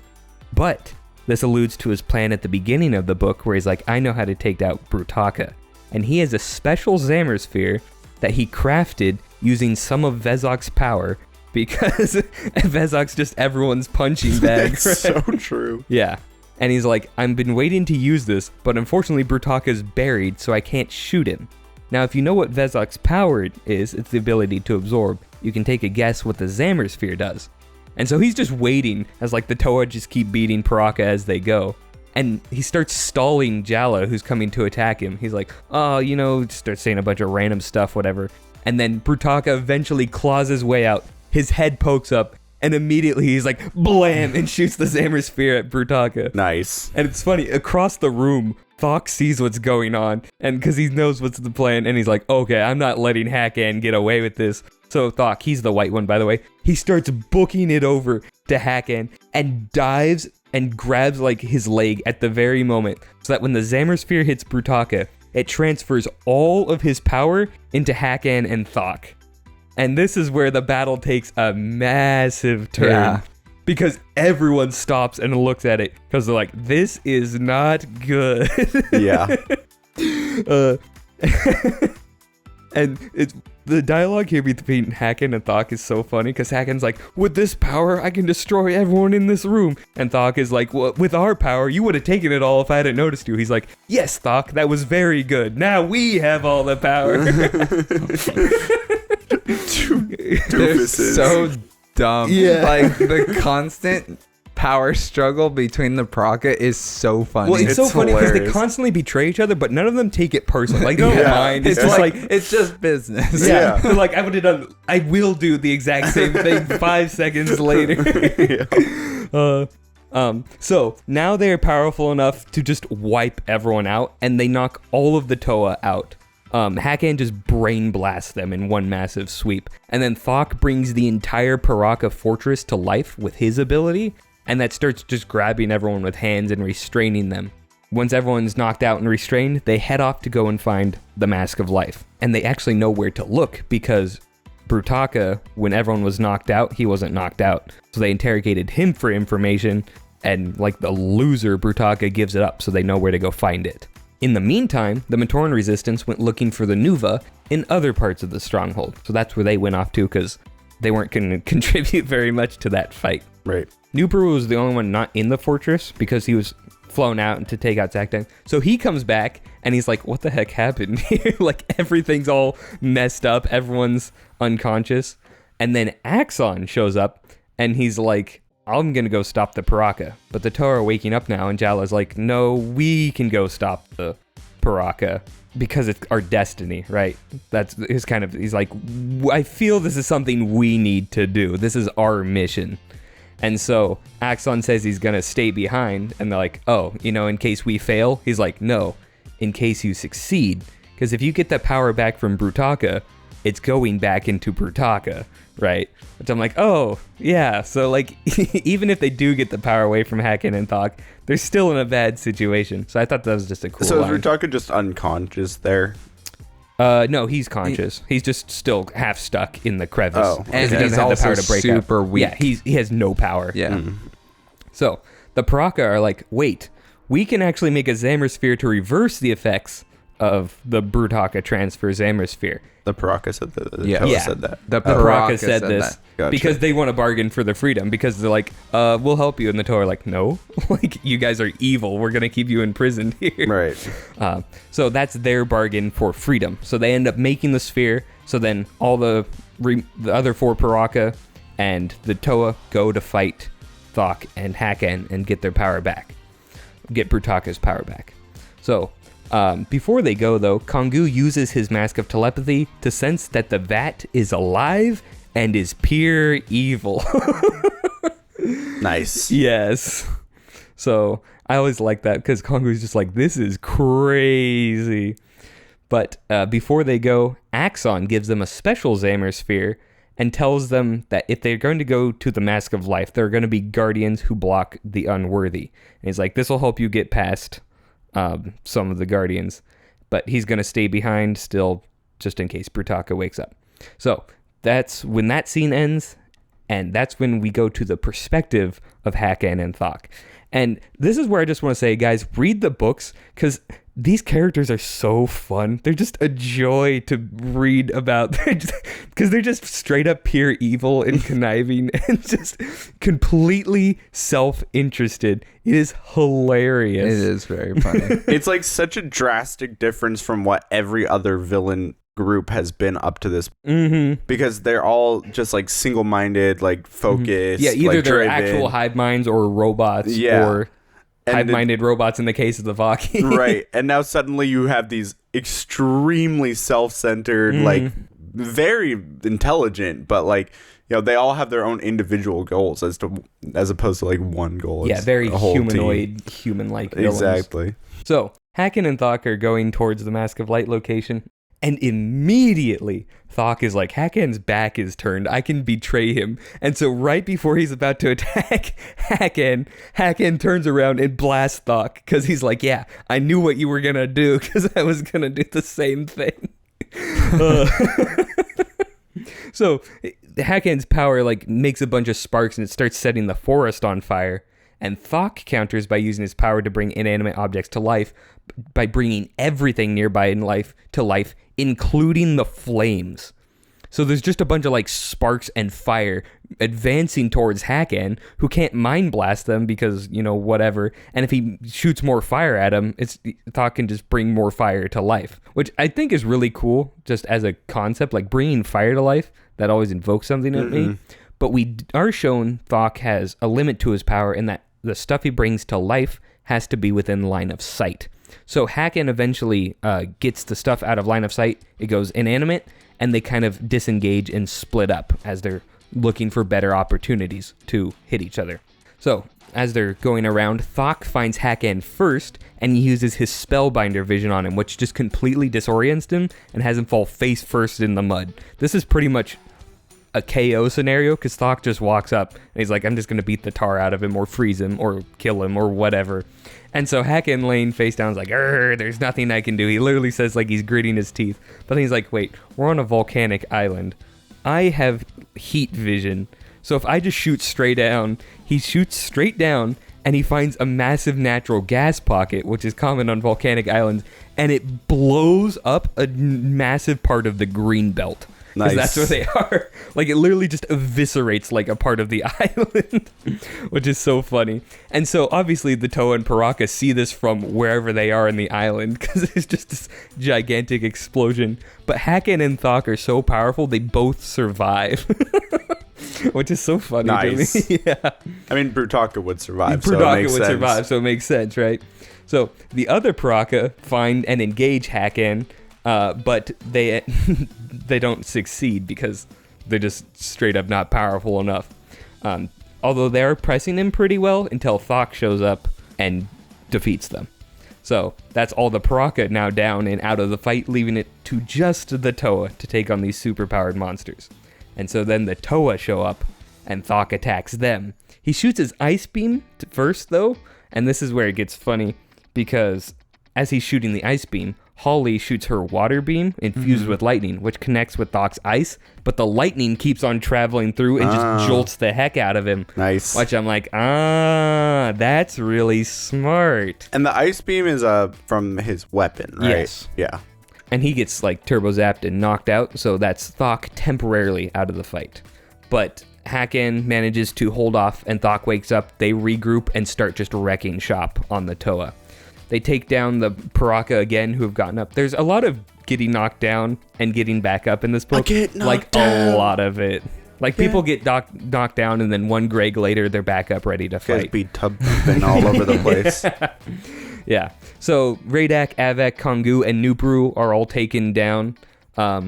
Holly delays some of them by just turning the ground into a swamp and having them sink into it. So apparently sinking into stuff is like the absolute counter for Brutaka. It seems that way. Yeah.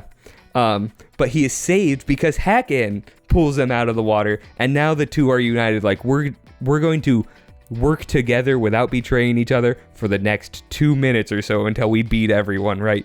Which is stupid powerful because the only thing scarier than Piraka is Piraka working together. So, they're putting together the ultimate blast that will literally kill everyone in the vicinity besides them. And as they do, that's when the Toa get their moment. Because they only have one Zamosphere that retransfers the power back to Brutaka. And Hakken and Thok are standing really close to each other, and their elbows are like touching at a very small point. So Hyuki loads the Zamosphere into his launcher, and using the Mask of Accuracy and his own natural skill, shoots the Zamosphere to hit that connected point on their armor right as like they're releasing their ultimate blast.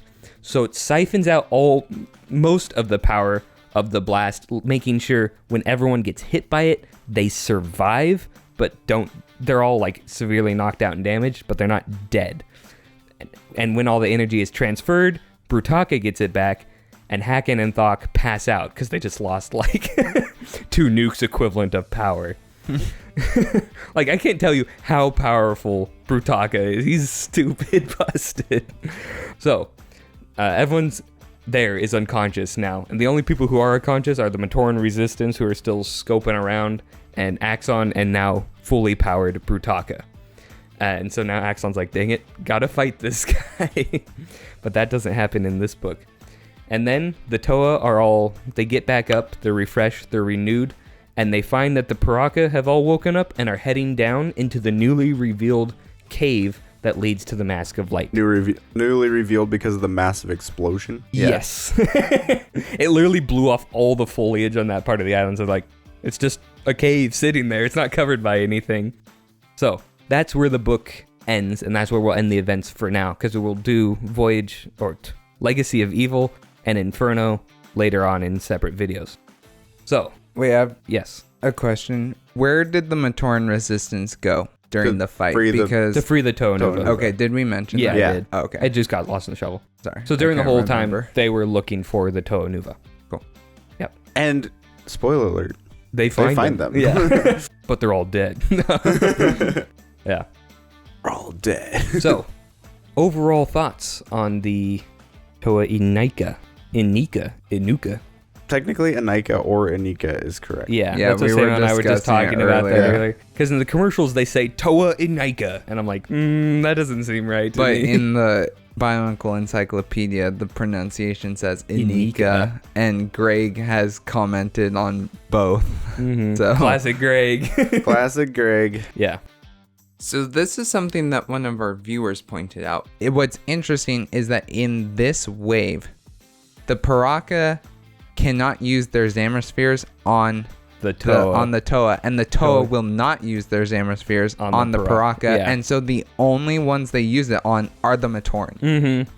And it's like, oh, that's actually really interesting. I thought that was a cool twist, because I was wondering, I'm like, well, they could use the Zamospheres on the Piraka, but I'm like, that'd probably just kill them, right? Yeah, or turn them into something way worse. Yeah. which I always thought was a funny and cool way to go about it. And it's also cool because the Toa and the Piraka have so many different abilities, like other abilities that they can use.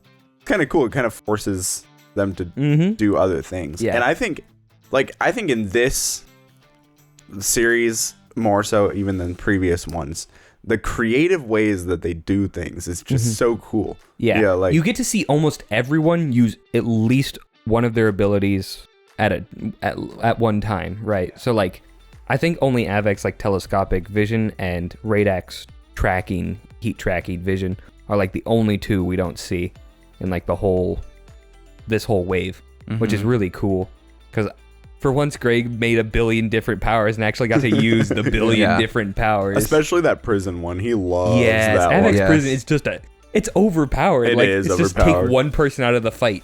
Boom. Yeah. You're done. So I think it's just a cool way to have the villains and whatever. But anyway, going back. Going back. He's a late Matoran. The Inika overall thoughts. I think we've made it pretty clear as we've gone through how we feel about the Inika, and but we talked generally like because starting off, I'm like the Toa Inika are so active, it makes them super compelling, right? Like Jaller starts by questioning the Turaga's stupid decision, then he forms a team. Then other members of the team like take part for their own reasons and contribute their own stuff to it. Even Takanuva shows up, like he's just part of the active stuff. And then every solution that they find is followed up by a new problem, which gives them even greater opportunities to solve it and be active in what they do. So it just makes them like, it makes the story so well paced because they're just moving through everything. It makes you like just appreciate them because like they're getting so much done. Yeah. So that's one of the greatest things. It's very natural too. Like it's natural to solve one problem and immediately have another arise. And so it doesn't feel like they're making stuff up for them to do. It's like, no, they have to keep moving. Yeah. And I think that's best exemplified in the Brutaka moment because like if we get this power away from Haken and Thok, it's just going to go straight back to Brutaka, which is just another problem again. Yeah. Right. And it's like, man, but you have to get one, then you have to solve the other, and then solve the other, and solve the other. Right. So it's just cool. Well, and I mean, I love active characters, and it's actually so unique because really, like, the Mata were really the Metru were really reactive. You know, the Hordika were a little bit more toward the active side, but still really reactive. Yeah, like the Hordika didn't really get to do much. Yeah, right. And so, like, this is the first time where we get, like, a lot of just like, okay, we're gonna make a plan, we're gonna do approach this in a particular way. We'll make smart plans that actually work. Vakama. Like I said, about Jala. And that was another thing I really appreciate. Like, they don't just use their powers in cool and inventive ways; they also use them in strategic ways, right? Like, they converge their forces, they ambush people, they like shoot from far range to start off fights where they have advantages. It's like, yeah, that's just normal tactics people do. It's not necessarily like sci-fi fantasy power abilities. Right. So it just makes it feel more grounded and it's cohesive. Cool because you can totally explain it by saying like these Matoran have fought Rahi, they fought Borok, they fought Rakshi, and it's like, you know, they've had to learn all these strategies. And Jala was the captain of the guard. Yeah. So, like, he knows. They know how to fight without having powers, right? Exactly. So when they do get the powers, they still fight in smart and intelligent ways. Right. Just with powers. Right. Yeah. It's like, whereas, like, the Mata just attack everything. Yeah, the Mata just show up and they start using their powers. Yeah. There's no cohesive tactics. Which is really ultimately the reason why the Nuva lost Piraka is because they didn't have a plan. They lost for a lot of reasons, and we'll kind of get into that when we do the Piraka. But it's a fight I really, really want to talk about. And then the other cool thing I really like about the Inika is that once they meet the Matoran resistance and they kind of get a feel for them, they don't treat them like how other Toa have treated Matoran.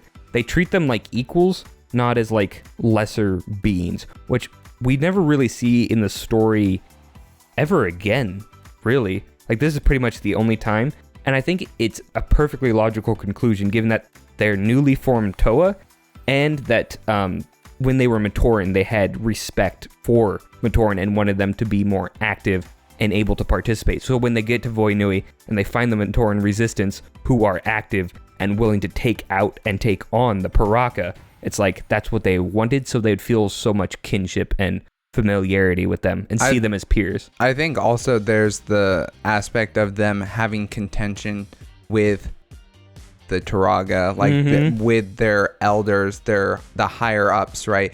Like treating them as children. And so when they are now the more powerful beings, they're looking down at the Matoran and going, no, like we're not we gonna be didn't them. like it in when we were Matoran. We're not going to be the oppressors, as not oppressors, but you know what I'm saying. Like we're not going to treat you the same way we were treated. Also funny, on the one island where the Turaga is dead and gone, the Matoran are the most competent and able to take on problems. Maybe there's a pattern Riddle here. me this, Batman.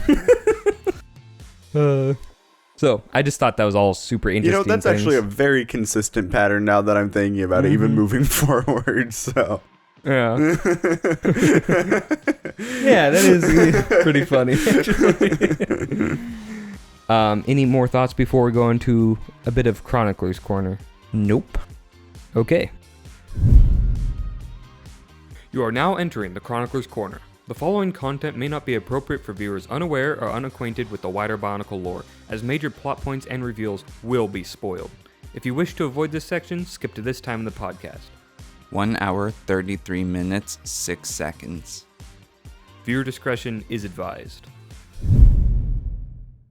We're in the Chronicler's Corner. Okay, so my question is, the Mask of Life, how does it revive the Great Spirit in total? Like, I know how it can jumpstart the Great Spirit, but how does it actually ultimately revive the Great Spirit? So you have to think of the Great Spirit, the GSR, as essentially being a giant computer, right? I mean, More it's like it's a a giant robot, but like basically Mata Nui is essentially like the operating system that runs it, right? They're all and AI. so what the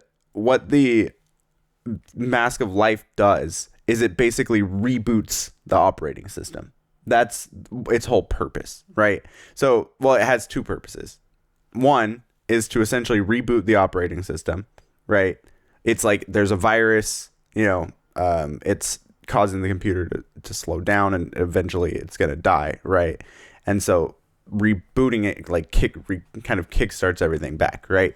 The other purpose that it has is to just wipe all life out and kind of start over. Well, yeah, right? that one I knew. And so it's, and you can imagine that as sort of just like a kill switch, like a total wipe, right? Like a memory wipe, something like that. So that's what it does, is it jump starts the it restarts the software is kind of the idea. But Samuel is saying that like they need the Matoran on Metro Nui to keep the Great Spirit alive. Yeah. So I would liken it more to a car where the Mask of Life dissolving someone, like a Matoro-shaped person, is like jump-starting a car. It's in Chronicler's Corner. We're good. It's like jump-starting a car, whereas working on Metro Nui would be like having the alternator and engine on, where that's what keeps the car going. Right? Yeah. If they're off for too long, you leave the lights on, the car dies. That's what happened in this case, I guess.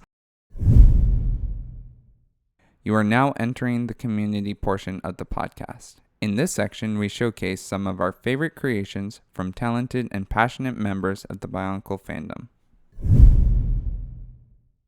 Now we're going into the community section. Community. Not the show that we'll be doing a podcast on later. Yeah. Community podcast next? Yeah. All right, before we get into the builds and such, we do have an announcement. We have 2 artists who are now working on the team. So we want to formally welcome them to the team and get you guys excited about the work that they are able to do. So first we have Arthur, who is an all-around artist. He is capable of doing a whole lot of different styles, and we were really impressed by his work, and he obviously has done Bionicle work. So if you guys want to check out his Artstation, that would be a great place to see what he's been up to. Next we have Jared. Jared is a graphic designer, and he too has worked on Bionicle projects. Here are some of those from his Instagram, and we will link both Arthur's Artstation and Jared's Instagram in the description of the video. We hope you guys are as excited as we are to have them on the team, and we would love if you would go check out their work. All right, let's go ahead and continue on. All right, so not a ton of stuff on the community section this time around, but there's some really neat things. A lot of good art in this one. I heckin' love me some good bonkle art. All right, Samuel, take us away. All right, first up, we have a Toa Inika Kongu revamp, and this is by Rons_OC on TTV message boards. And holy cow, this is absolute Kongu right Kongu. here. Yeah. I mean, I saw this and I was like, this is so cool. It's really cool. Beat the brakes off Batman. Just I love how it uses that light blue, the trans light blue accent color that we were talking about that works so well. Yeah, it looks very lightning-esque, which works great for the Inika, of course. I think one of my absolute favorite parts of this design is the comparison between the crossbow piece and then the rebuilt giant crossbow is so smart and so well done. I'm like, wow. Yeah, those Gresh pieces were made for it. And the lightsaber. Very impressive. The lightsaber piece is so smart. I was like, wow. I just love the articulation and posability of it. Yeah. And it's so like clean. I also just really love the way that the torso is designed. Like that Gen 2 torso piece. Actually, that's Hero Factory torso piece. And then using the sort of like wing pieces on the sides to build that up. Oh, also, is his mask like modified or is that the normal size? That's the normal size. Because I'm impressed that his head doesn't look like small. Yeah, well, they look to kind of big on the real sets. Yeah, so I'm like, that's a really impressive way to do it. And it all flows down so naturally. This is a great redesign. And using the Piraka very cool. The arms too is really smart. Excellent. Yeah. Overall, just an excellent build. Also, the back, just looking at the back, the muscle design essentially, right, is like almost human anatomy. Like you can actually see a lot of the design that went into this that follows like human back anatomy, which is insanely impressive to get that like musculature on a bionicle figure. Yep. It's very impressive. This is cool. So the next one we have here is this is a thick Matoro by Cybernetic Raven on BZ Power. First we had thick Kongu and now thick Matoro. Yeah. This one is also really cool. Interestingly, uses way more system parts than the Kongu we just looked at. He looks so much more knightly and like regal. Not regal necessarily, but he definitely looks knight errant, right? He's on a quest. Yeah. I think the cape helps a lot. Oh yeah, the capes are heckin' cool, man. I don't know what to tell you. Just wait till we get to Vezon. I think the sword design is also very nice. I love that it all keeps within the bounds, right? Like the top piece doesn't become a spear. I wonder what the purpose, like why. Oh, I see. I was wondering why the mask was like custom made and it's to fit a different head. Like it uses the older style of head, which is interesting. Yeah, so this could be a closer version of what the mask would be like if it wasn't organic almost. I also really love the use of the rock staff tip as the tip of the sword. Yes, I think that looks so cool because that is one of the best Roxy staff tips in my opinion. And then him just holding the Mask of Light, that's a cool shot just from a photography standpoint. Yep. Very cool. All right, next up we have another Matoro revamp. This is by Anderson Builder on Instagram. Again, just a beefed up, super musculature. Like, people just want the Inika to be chonky. Yeah, and honestly, it worked. Yeah, I like the dual swords. I think that's cool. We needed one dual wielding character. I like the torso piece. The Matorso. The Matorso. And I really love one thing that caught my eye with this mock in particular is using the rock sheep back pieces in pearl white. Pearl white. My old enemy. As the thighs. Yeah. Yeah. Well, no, as the There's the calves. Sorry. I can crush Matoran's skull between Still wrong. thighs Wait, like yeah, no, Sparrow's that's egg. Yeah, calves. I like do that one. really like Matoro's mask on this design. Yeah, Like it works way better. Because he seems like an unhelmeted gladiator, Yeah. almost sort of vibe. So And like sort having the of pseudo building up hair. the head too. That's what I was gonna say. On the back of the head, it actually there's more there. Yeah, it looks cool. Very cool. I really like like the it. double swords too. Yeah, that dual wielding is always a good look. All right. Next up, we have Jala Art, and this is by Mystic Builds on Instagram, who we've looked at Many numerous times. times. This is just to be for transparent or not transparency, but for clarity. Mystic Builds used to be Ghost Hunter. Ghost Hunter Gun. Thank you. Yeah. So this is their new, Is it a new account or just new renamed name, account? new branding. Okay. Yep. So this one is pretty fun. It's actually very interesting, like looking at the other stuff that he's done and then looking at this one. It's like it's a similar style, but it's definitely done differently, and it's cool. I mean, his stuff, like we've said, and I'm sure if he ever sees this, he'll get tired of hearing it, but it looks like Clone Wars. It does. Yeah. Like 2003. It does.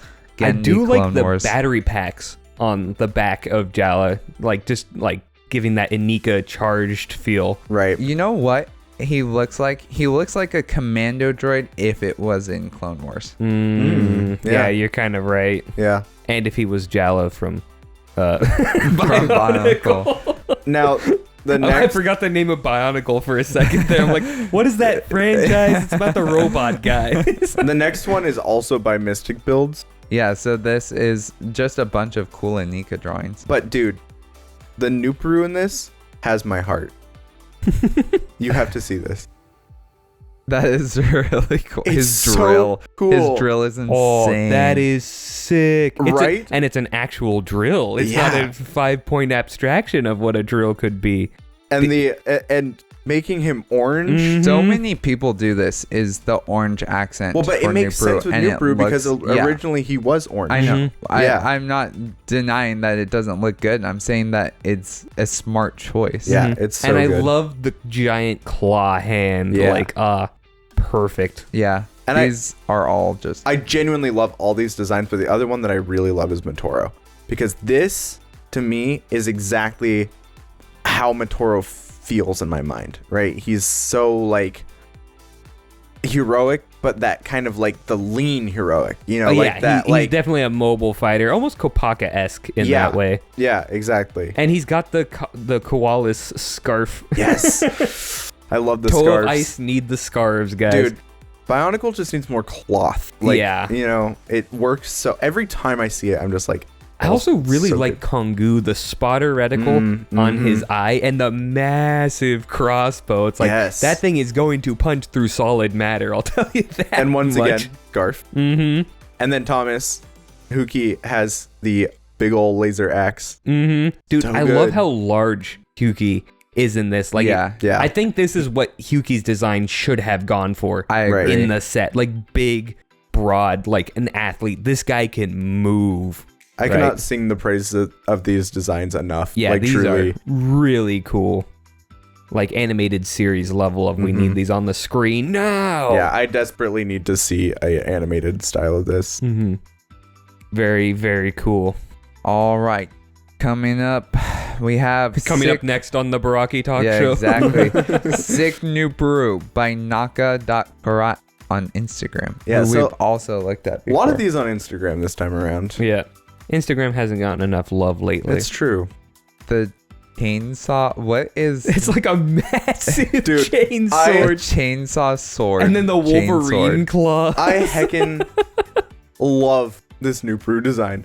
The Wolverine I can't claws are decide so which good. new brew I like better between this one and the Mystic Builds one. Like, they're both so cool. I heckin' love the 2 magnifying glasses on his eyes, because like enhance. He looks enhance insane. again. And to have the chainsaw the size of New Hampshire to try and cut stuff. And look at his giant machine gun on his shoulder. I do love the shot of it shooting the little firebolt. Very so cool. It's very cool. And the double claws to I just go think the full double Wolverine. claw, that's one of my favorite shots. Yeah. It's so cool. It makes me wonder if that's what the designers were thinking about when they gave him the massive claw hands, or were they just off in their own little world. I also like this mask design a little bit better. Mm-hmm. Like it's a little bit more understated with the spikes, Yeah. and it's more angular in the right way. It's a little more bionicle, too. And I think it's also that's what helped I'm out by saying. having the little magnifying glasses on the edge, so it's not just purely Mohawk, right?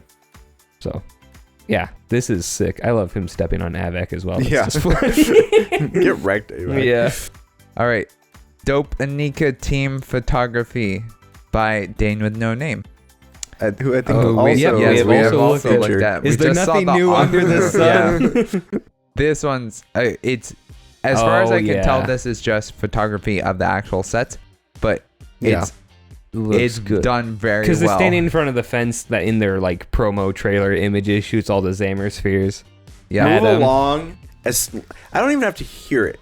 I hear it just by looking at this image. Yeah, it's true. Dude, and just the glowing eyes and the like we're ready to rumble pose. Yeah. I like how they're wet too. Like he actually put water on them to give the feel of the rain. It's very well done. This image makes me feel things. Yeah. This image just looks like how they would almost in universe. Right? It's like, yeah, that's spooky. If you weren't the Piraka, you'd be scared by these guys. Yep. Yeah. Also, red Xammer spheres. Yeah. True. And red lasers. You got them there. It is funny though, in this image, you do notice that the lack of the accent color on Nupru is really It's so prominent, jarring. yeah. Like you can really notice that he needed something else, even with the red. All right. We have an obligatory Holly art. This is by Airy Art Account, Which who is we have one we've also featured. looked at. Yep. Yeah, Yep. I think their Kitongu was one of my favorites, actually. good. So, I have mixed feelings about this. Because it looks like a mustache and this one doesn't. And a funnier part about it is it not only looks like a mustache, but the little part underneath looks like a goatee. And I'm like, okay, so Holly just has facial hair. I think she looks almost like French. She's like, oui, oui. I think this is an older drawing. So give it a little bit more slack than some of the we're not newer making stuff. fun of the actual drawing. Yeah. We're talking like it just accentuates the weird design choices of the actual set. All right. Right? And That's so true, yeah. it's like it's not a criticism of the art. It's a criticism of the subject of the art. Holly shooting the Xammer spheres and like liberating the Matoran. Dude, She's like, liberté, fraternité, égalité. I think the thing that stood out to me about this art piece though is the Xammer sphere launcher. Like I love the way that she's holding it. It's so and it makes large, the Xammer too. spheres look like they're just actual energy rather than like just balls. Yeah. No, it's cool. I I like it. The eyes especially, like the shading around them underneath, like on that little where the cheek meets the eye, is so detailed. The more I look at it, the more French it is. Baguettes start swimming in the edge of your vision. The Eiffel Tower appears in place of the Colosseum. All right. Yeah, this is cool. So we do have a few more because our resident render expert Marrow Ghost has sent us Marrow Ghost. some. Is there anything Marrow Ghost hasn't made? There's probably like a list in here through all the communication we've had. I know that there's like Toa Haga renders that exist and are not completed, but yeah, for the most part, it seems like it's pretty well covered. Okay. All right, let's see them. Let's take a gander at these we'll puppies. Start off with Jala because he's Jala. We should just have our own Marrow Ghost specific sections. So I have to say, the decision that most people make flipping the gold, or not flipping it, but adding more gold accent color to Jala's design It's a really good one. Yeah. And it works really well here. I thought you were going to say you didn't like it, and I was about to go, whoa, there, big dog. It's I a like very it. Lee I like Kwan it. move. I like it, okay? I like it. Yeah.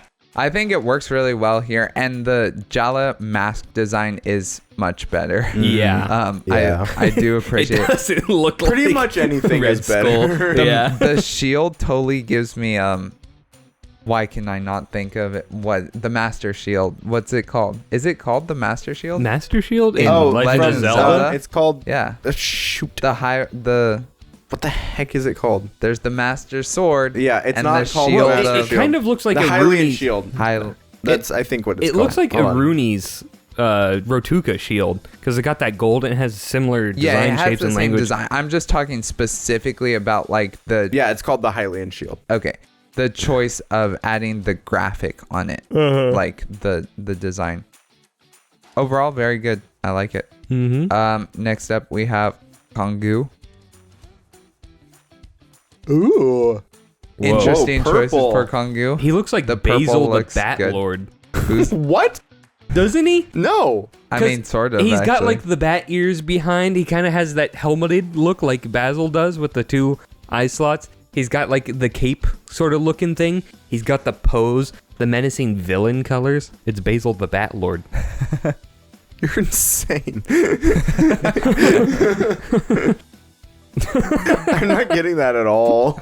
Are you sure, Samuel? Give me the Basilometer on this guy. A Bayesian analysis, if you will. Oh, jeez. Stupid. I cannot say one way or the Editor, other. pull I mean, up a sort picture of. of Basil the Bat Lord side by side. Okay, transpose. I will do that. I will do that. Samuel, start putting up a stupid counter for how many times we've called Thomas stupid in this episode. Because it's Samuel, more add than one to the little freaks counter. For who? Just pour Just one out for for the the little heck of freaks. it, yeah. Also, I want to say this design is cool that Marugos used the original color scheme for Kongu. Yeah, that is cool. Good That makes a callback. lot of sense. I was wondering why the mask was a different color, but now that you say Well, that, it was it's as a very reference clear. to Basil the Bat Lord, but also Kongu. Yeah, sure. Yeah. We'll go with that. I'm picking up what you're laying I down, like the Mario. mask design here too. I think it looks a little bit more rigid, but then again, you're kind of losing the organic feel like that they're trying to go for. It doesn't look like Jekyll and Mr. Hyde either, which I think is a That's- bonus. Yes, definitely so. All right, next up we have Matoro. And Matoro, interestingly, uses very similar design language to the Mystic builds. Yeah, it is. Yeah. like Even with the the scarf and everything. Dude, that the red sword is so cool. I really like the chest plate on this one. And like he used the smoothness. prototype feet thing. Oh, that's cool. If that's an intentional callback, that's phenomenal. That is really neat. It's gotta be. There's Yeah. no way because it's almost the exact same shape. And I love how large it makes the feet look. Because I am a big enjoyer of the big pant aesthetic, okay? So the big feet as part of that aesthetic is a plus in my book. the bell-bottom jeans. Like, I mean, essentially it is. Got the apple bottom jeans and the boots with the skis. Stupid. Hey, There's another one. Okay. There's another one. No. I'm sorry, I just can't contain all the stupidity. All right, next up we have Holly. We're not saying that Holly is stupid, by the way. That's a completely separate. This is such an improvement on the mask. Like Yeah. it uses yeah. almost the exact same design language, but it gets rid of the De-Frenchified the mask. Yeah, Dude, the sword design is so cool. I love all the swords that you make. That is cool. I like the And flippers on the feet, again, that's similar what to I the was gonna prototype. say. And it's interesting having like the little bits of greenery, like Mhm. almost like I interpret it as lily pads. Yeah. Um, Well, because like So- you see that on some of the Matoran on Matanui, because they live around whatever. Like they'll have like little flowers or whatever occasionally. So if that's a callback to that as well, again, good job. all right, and then Huki, the Chongus, Chongus jaw. Chonko boy. Let me see. I really like that mask design. It's interesting. It's very similar to the Yeah. actual one, but again, it's more rigid. It takes away a lot of that, like the smoothness of the organic look. I think he just needs to be 25% bigger. Yeah. Just to scale increase image. I do like how he has the Pohatu legs, though. I also like the destroyed neck Them's tan. boulder kicking legs. Yeah, that is a cool touch. Yeah. All neck tan should be destroyed. They're ugly. Good point. All right, last up we have Nupru. So Nupru uses the orange accent color again, and it just does work. Like the orange looks really good. I like the claw hand. Yeah. And I think that posing is cool. It's very phenomenal. Like, it's not a pose you see Bionicles be even able to do often at all. But it looks natural and believable. Yeah. I also like the laser drill, or like whatever it is quite supposed to be. I'm not sure if it's still supposed to be a drill, but I like it. I also like the way the Zammer Spear launcher is attached with like the little ball joint. And so you could totally see it like just doing its own little thing. Yeah, it kind of like looks a like sentry turret. Victor from Arcane's little laser skoomer thing. Yeah, I could see that. Not from Arcane, also from League of Legends. From popular game League of Legends. I'm sure you guys have never heard of it. Yeah, it is. I do just really like it. And Marghost has quite the knack for design. Got the flair, the sauce. Okay, and then this one is actually completely unrelated to the Toa Inika, but I do want to show it because we mentioned them in the last episode. This is a Lava Hawk design, and this is actually one of my favorite designs that Marghost has sent us. I was like, this thing just catches my attention like nothing else. Oh, it's cool. It just really like that. It's actually like super good and a super faithful representation of the original set, or like the original Rahi, which if you watch the last episode, I have a picture of the original Rahi set in there, or design. And it's like, as soon as I saw this, like it was so close that when I was looking, I didn't remember that Marghost had sent us this, like. And when I was looking through the designs for pictures for that episode, I was like, wait a second. I've seen this before, but in a much better version than what was done officially. Yeah. And so I was like, I was quite impressed by this Yeah, one. it's another one of those instances where it's like, this looks like how you would imagine the original set to be, right? Like in hindsight, like the idealized version of it. And it also looks like an actual bird. Like it looks very bird-like. Yes, it has like the I think feathers that's what for caught the wings. my attention, is it was super believable and yet very bionicle. Yeah. And I was like, yep, I really appreciate this design. And just again, the beak as well is just, it's phenomenal. I love using that. Anyway, so that concludes those. Again, as always, excellent job, Marghost. Thank you for sending those in. Marghost, you're a goat. They should call you Marrow Goat. Jacob, you're stupid. Yeah,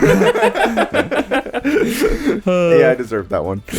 So, with that all being said for the community section, are we ready for the Q&A section? Yeah. Yeah. We haven't done this one. You can be a little Q&A. So, we have 3 Q&As for today. The first one Is from Icosahedron.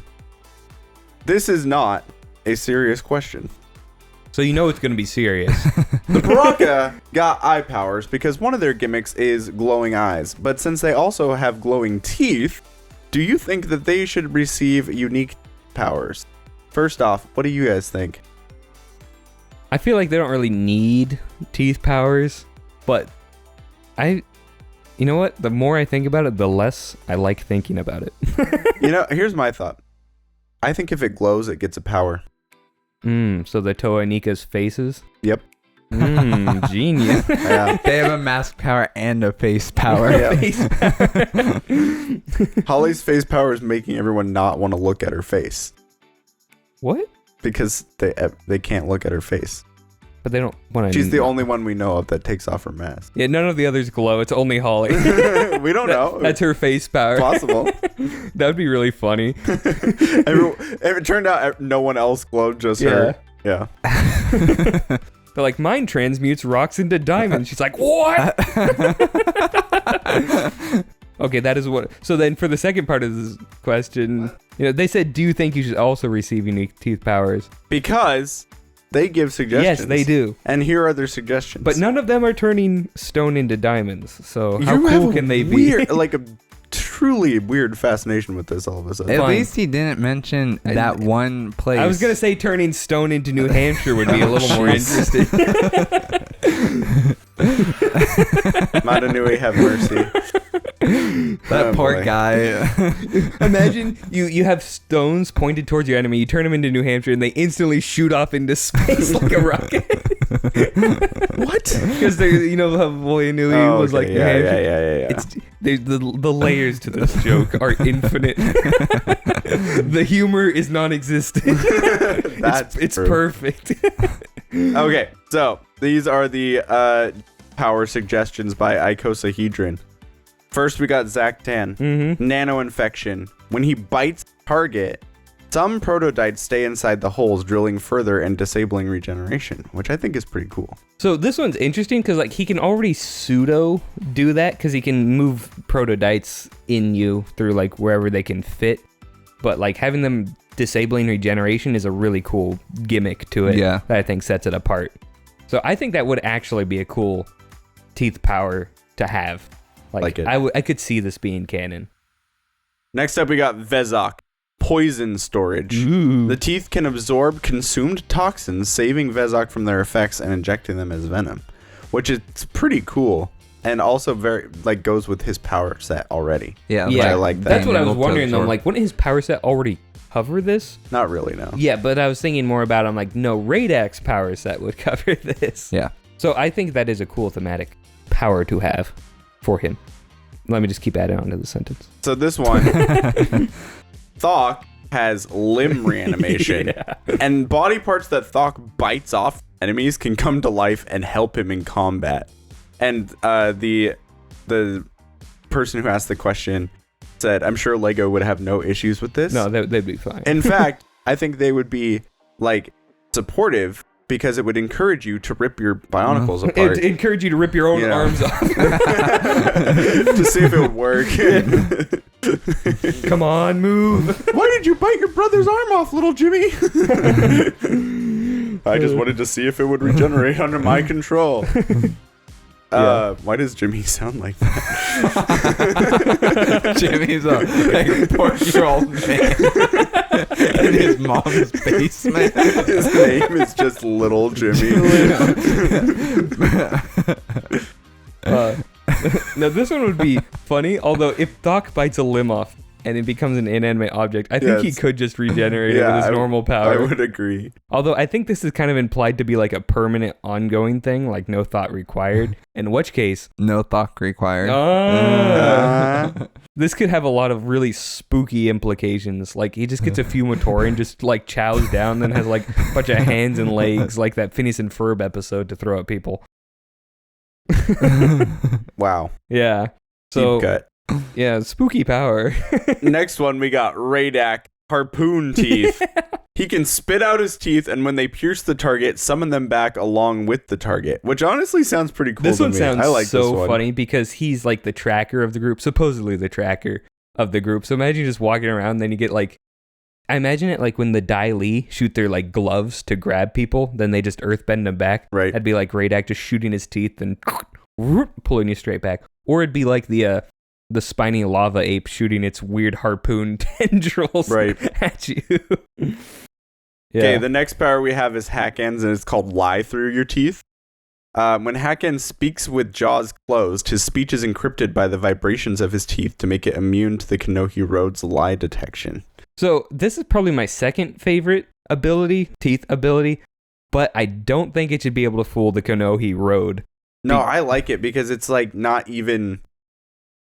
It's the Kanohi but Road that's doesn't true. It care senses about thoughts. That's a good point. It can even see spirits. It literally sees truth and can detect truth and lies. That's a whether fair you try point. to be a ventriloquist, it would not care. So that's my only caveat. Although I do really like the telepathic communication idea, or semi-telepathic communication.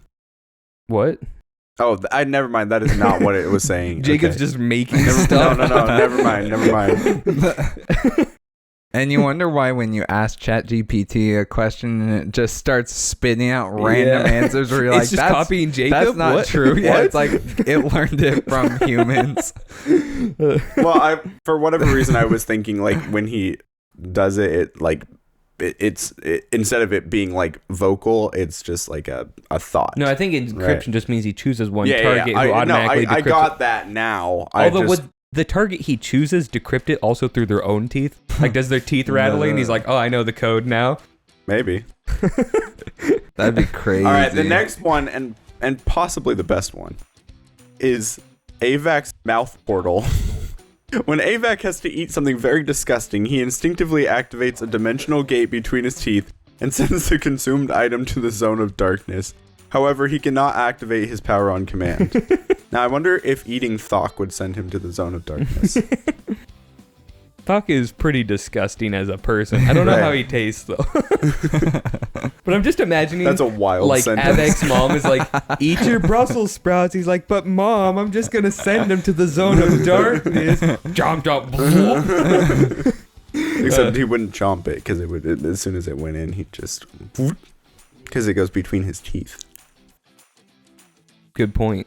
Dang, this is like a preemptive Now who dodge. can't read? Imagine Ooh. he's eating something and a Kog'Maw just pops out. He's like, what the heck? The Zivon Yeah, the Zivon just crawls out of his mouth. A Rotuka just comes out of his mouth, hits his mother. This is why Avac doesn't have a mom anymore. Yeah. The Zivon ate her. All right. Yeah, the teeth powers are fun. Honestly, like that idea. I wasn't crazy about them before we started this, and now, you know what? I'm kind of sold. These are hilarious. Also, the amount of thought put into Yeah. this is actually insane. The amount of thought put into Or this. sure. Yeah, it's actually crazy how thematically consistent they are with the abilities or themes of the others is cool. This is very well done. Show these to Greg immediately. Canonize these immediately. Okay. Give the Roxy these powers. That'll make it better. Yeah, there you go. They need more powers. Yeah, so the next one I'll take because I spent a long time on this one. It's Adam Louie 1503 who says, at this point we have Kopaka, the Kanohi, the Kaukau, the Kakama, the Kaukau staff, Kowahi, Kokoro, Kongu, Kopeke, Kini Nui, the Kanera, the Kewa, the Kahu, the Kiris, the Krana, the Korak, the Chronicler, the Korakal, the Krata, the Kurak, the Krakan, the Komau, the Kometru, the Kirak, Kreka, the Kraka, the Kralhi, the Krawa, the Krahu, the Kranua, the Kavinka, the Kinloka, the Kikanalo, the Kanoka, the Karzani, the Kilarak, the Kagarak, Kowalis, the Kolsi, and Kratakal. And are there any more that I have missed that you can think of? Yes, Louis, there are.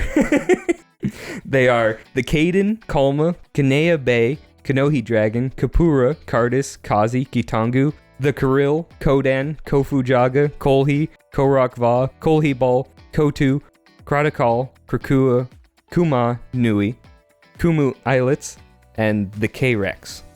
And these ones, I didn't know how you were categorizing your question, so for bonus I put the Knowledge Tower, Kosuva, Kolhi Shield, and Kolhi Staff. Did you literally just go through the whole Bionicle Yeah, encyclopedia? I just went through the encyclopedia for Ks. So That's there's insane. a lot of Ks. Yes. Yeah.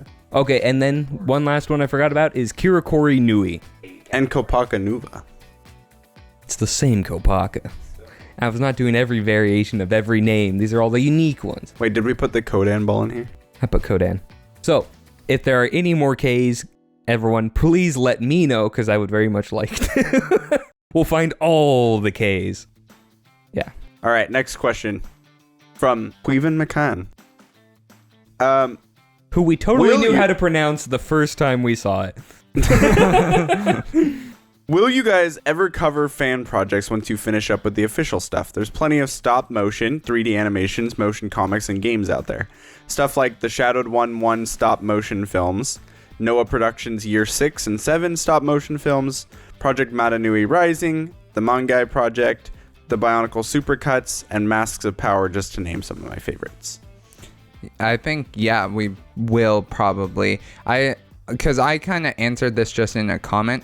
back to him. But it's like, I think that we will probably, if we can, we'll try to fit it in as we go along, right? Like, because you guys have requested kind of adding in some sort of element to like just talking about additional projects and maybe some more real world elements, right? And it's like what was going on in the story. So and we've said we'll try to figure out how to kind of fit that stuff in, maybe make a new section. But like, if not, I'm sure at the end of all this, if we want to make a couple episodes of like, here are cool fan projects and like, let's talk about them.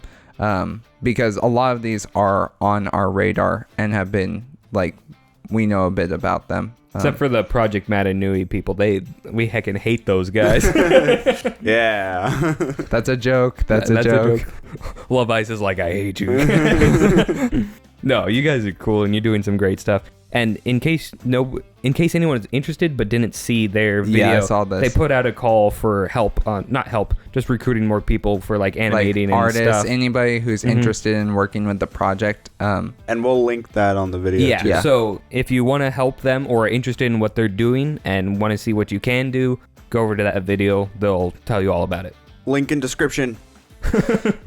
Also, if you are involved in any of these projects and want to chat with us about them, we would love to hear from you. So actually, that's how we kind of got connected with Project Matanui Rising. Was they reached out to us and like we started talking with them, and so like I had already seen their first episode, but it was fun hearing more from like the team and what they were doing. Specifically, so it's cool. Yeah, I'd only vaguely heard of them before until they'd reached out and I saw the stuff. I'm like, this is mind-bogglingly good. It was so cool. To answer the question, then we probably will. And whether we'll cover that like as an independent thing or as part of episode, something else, we'll have to work out. But stay tuned because we'll definitely. No, don't stay tuned. Just stop watching forever. Yeah, go away, actually. Who needs this show? Any things? Nope. I think that finishes it off. But if you have a question, you can do #AskBonkle and we will rant about whatever your question was and go on Boxors, just like we have with all the others. But we'll do it on mic so you can hear it, just like this. Brilliant. Lucky you. Yep. So, without further ado, I think that's the Toa Inika, guys. Just the base Toa Inika and some of the stuff they do. So be on the lookout for the events and the kind of personalities of the Piraka, because that's coming up next. And then we'll cover some of the later happenings in the story. How does that sound, everyone? Good? Excellent. Yeah, it only took us 5 hours to cover it. It's just a quick amount of time, you know? But until then, good night, Metro Nui. This brings us to the end of today's podcast. If you enjoyed the discussion, please follow us on Spotify or Apple Podcasts. If you like to watch instead of listen, you can also find us on YouTube. The Barraki Talk Show is only made possible thanks to viewers like you. Thank you. Yeah. This is like they don't even have a boulder for entertainment. So eventually, they encounter 8 Manus crabs who have surrounded all of them. And they are called Manus crabs in this one, as we mentioned earlier. Definitively crabs, not bugs. Because they said they looked like crabs one time. Because they said they looked like crabs one time. No, it's because they're crabs, Jacob. Because they said they looked like crabs one time. I can get you the direct quote and I'll edit this in, but yeah, trust me. You can make your own judgment, but also trust me. Every time they're referenced directly, they're just called Manus, correct? 2 monstrous crabs emerged from the rocks to flank the silent Matoran, followed by 2 more, and then 2 more. Although Jallo's party had never seen such a thing before, they all knew what they were from the tales told by the Toa. Manus, Holly said, shocked. So they're crabs. Okay, they are crabs, sure, but they're just called Manus. That's like saying canine dog, or like. But Manus doesn't mean crab. That's because that's what it specifically is. That's like saying cow bovine. I think it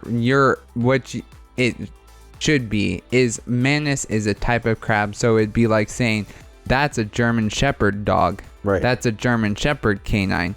right? Like you would just say that's a German Shepherd, right? That's not really how they do naming, because they call them like Vizirac spiders. They call them like Canarabuls or whatever. Call them Dermis turtles. But I'm just saying they never call them Manus. What did I just read to you? It said Manus. Two monstrous crabs. Yes, No, but they never it's- say and everyone knew that they were Manus Manus. crab. They always say Yes, it's- Manus. That's not their full name, but they are crabs. The Right? argument is not, I think, Thomas, the argument is not that they're not crabs. Uh-huh. The argument is that they You are don't call not to them Manus refer to crabs. as Manus crabs, just like I said for the dogs. Yes, they are dogs. Is it incorrect to say breed dog? No. But that's not how we actually say it, right? So it's like, because I that's understand not it their more name. now. Which is the point I've been trying to make this whole time. To be fair, I don't think you illustrated the point very well. That's why I was so confused. I said the exact same thing that Samuel said. Yeah, but the way he just said it was much again. more persuasive. My argument was never that they aren't crabs or don't look like crabs, because obviously they look like crabs. Duh. But the point was just that they aren't called Manus crab. That's the point I was trying to make. Okay. Yes.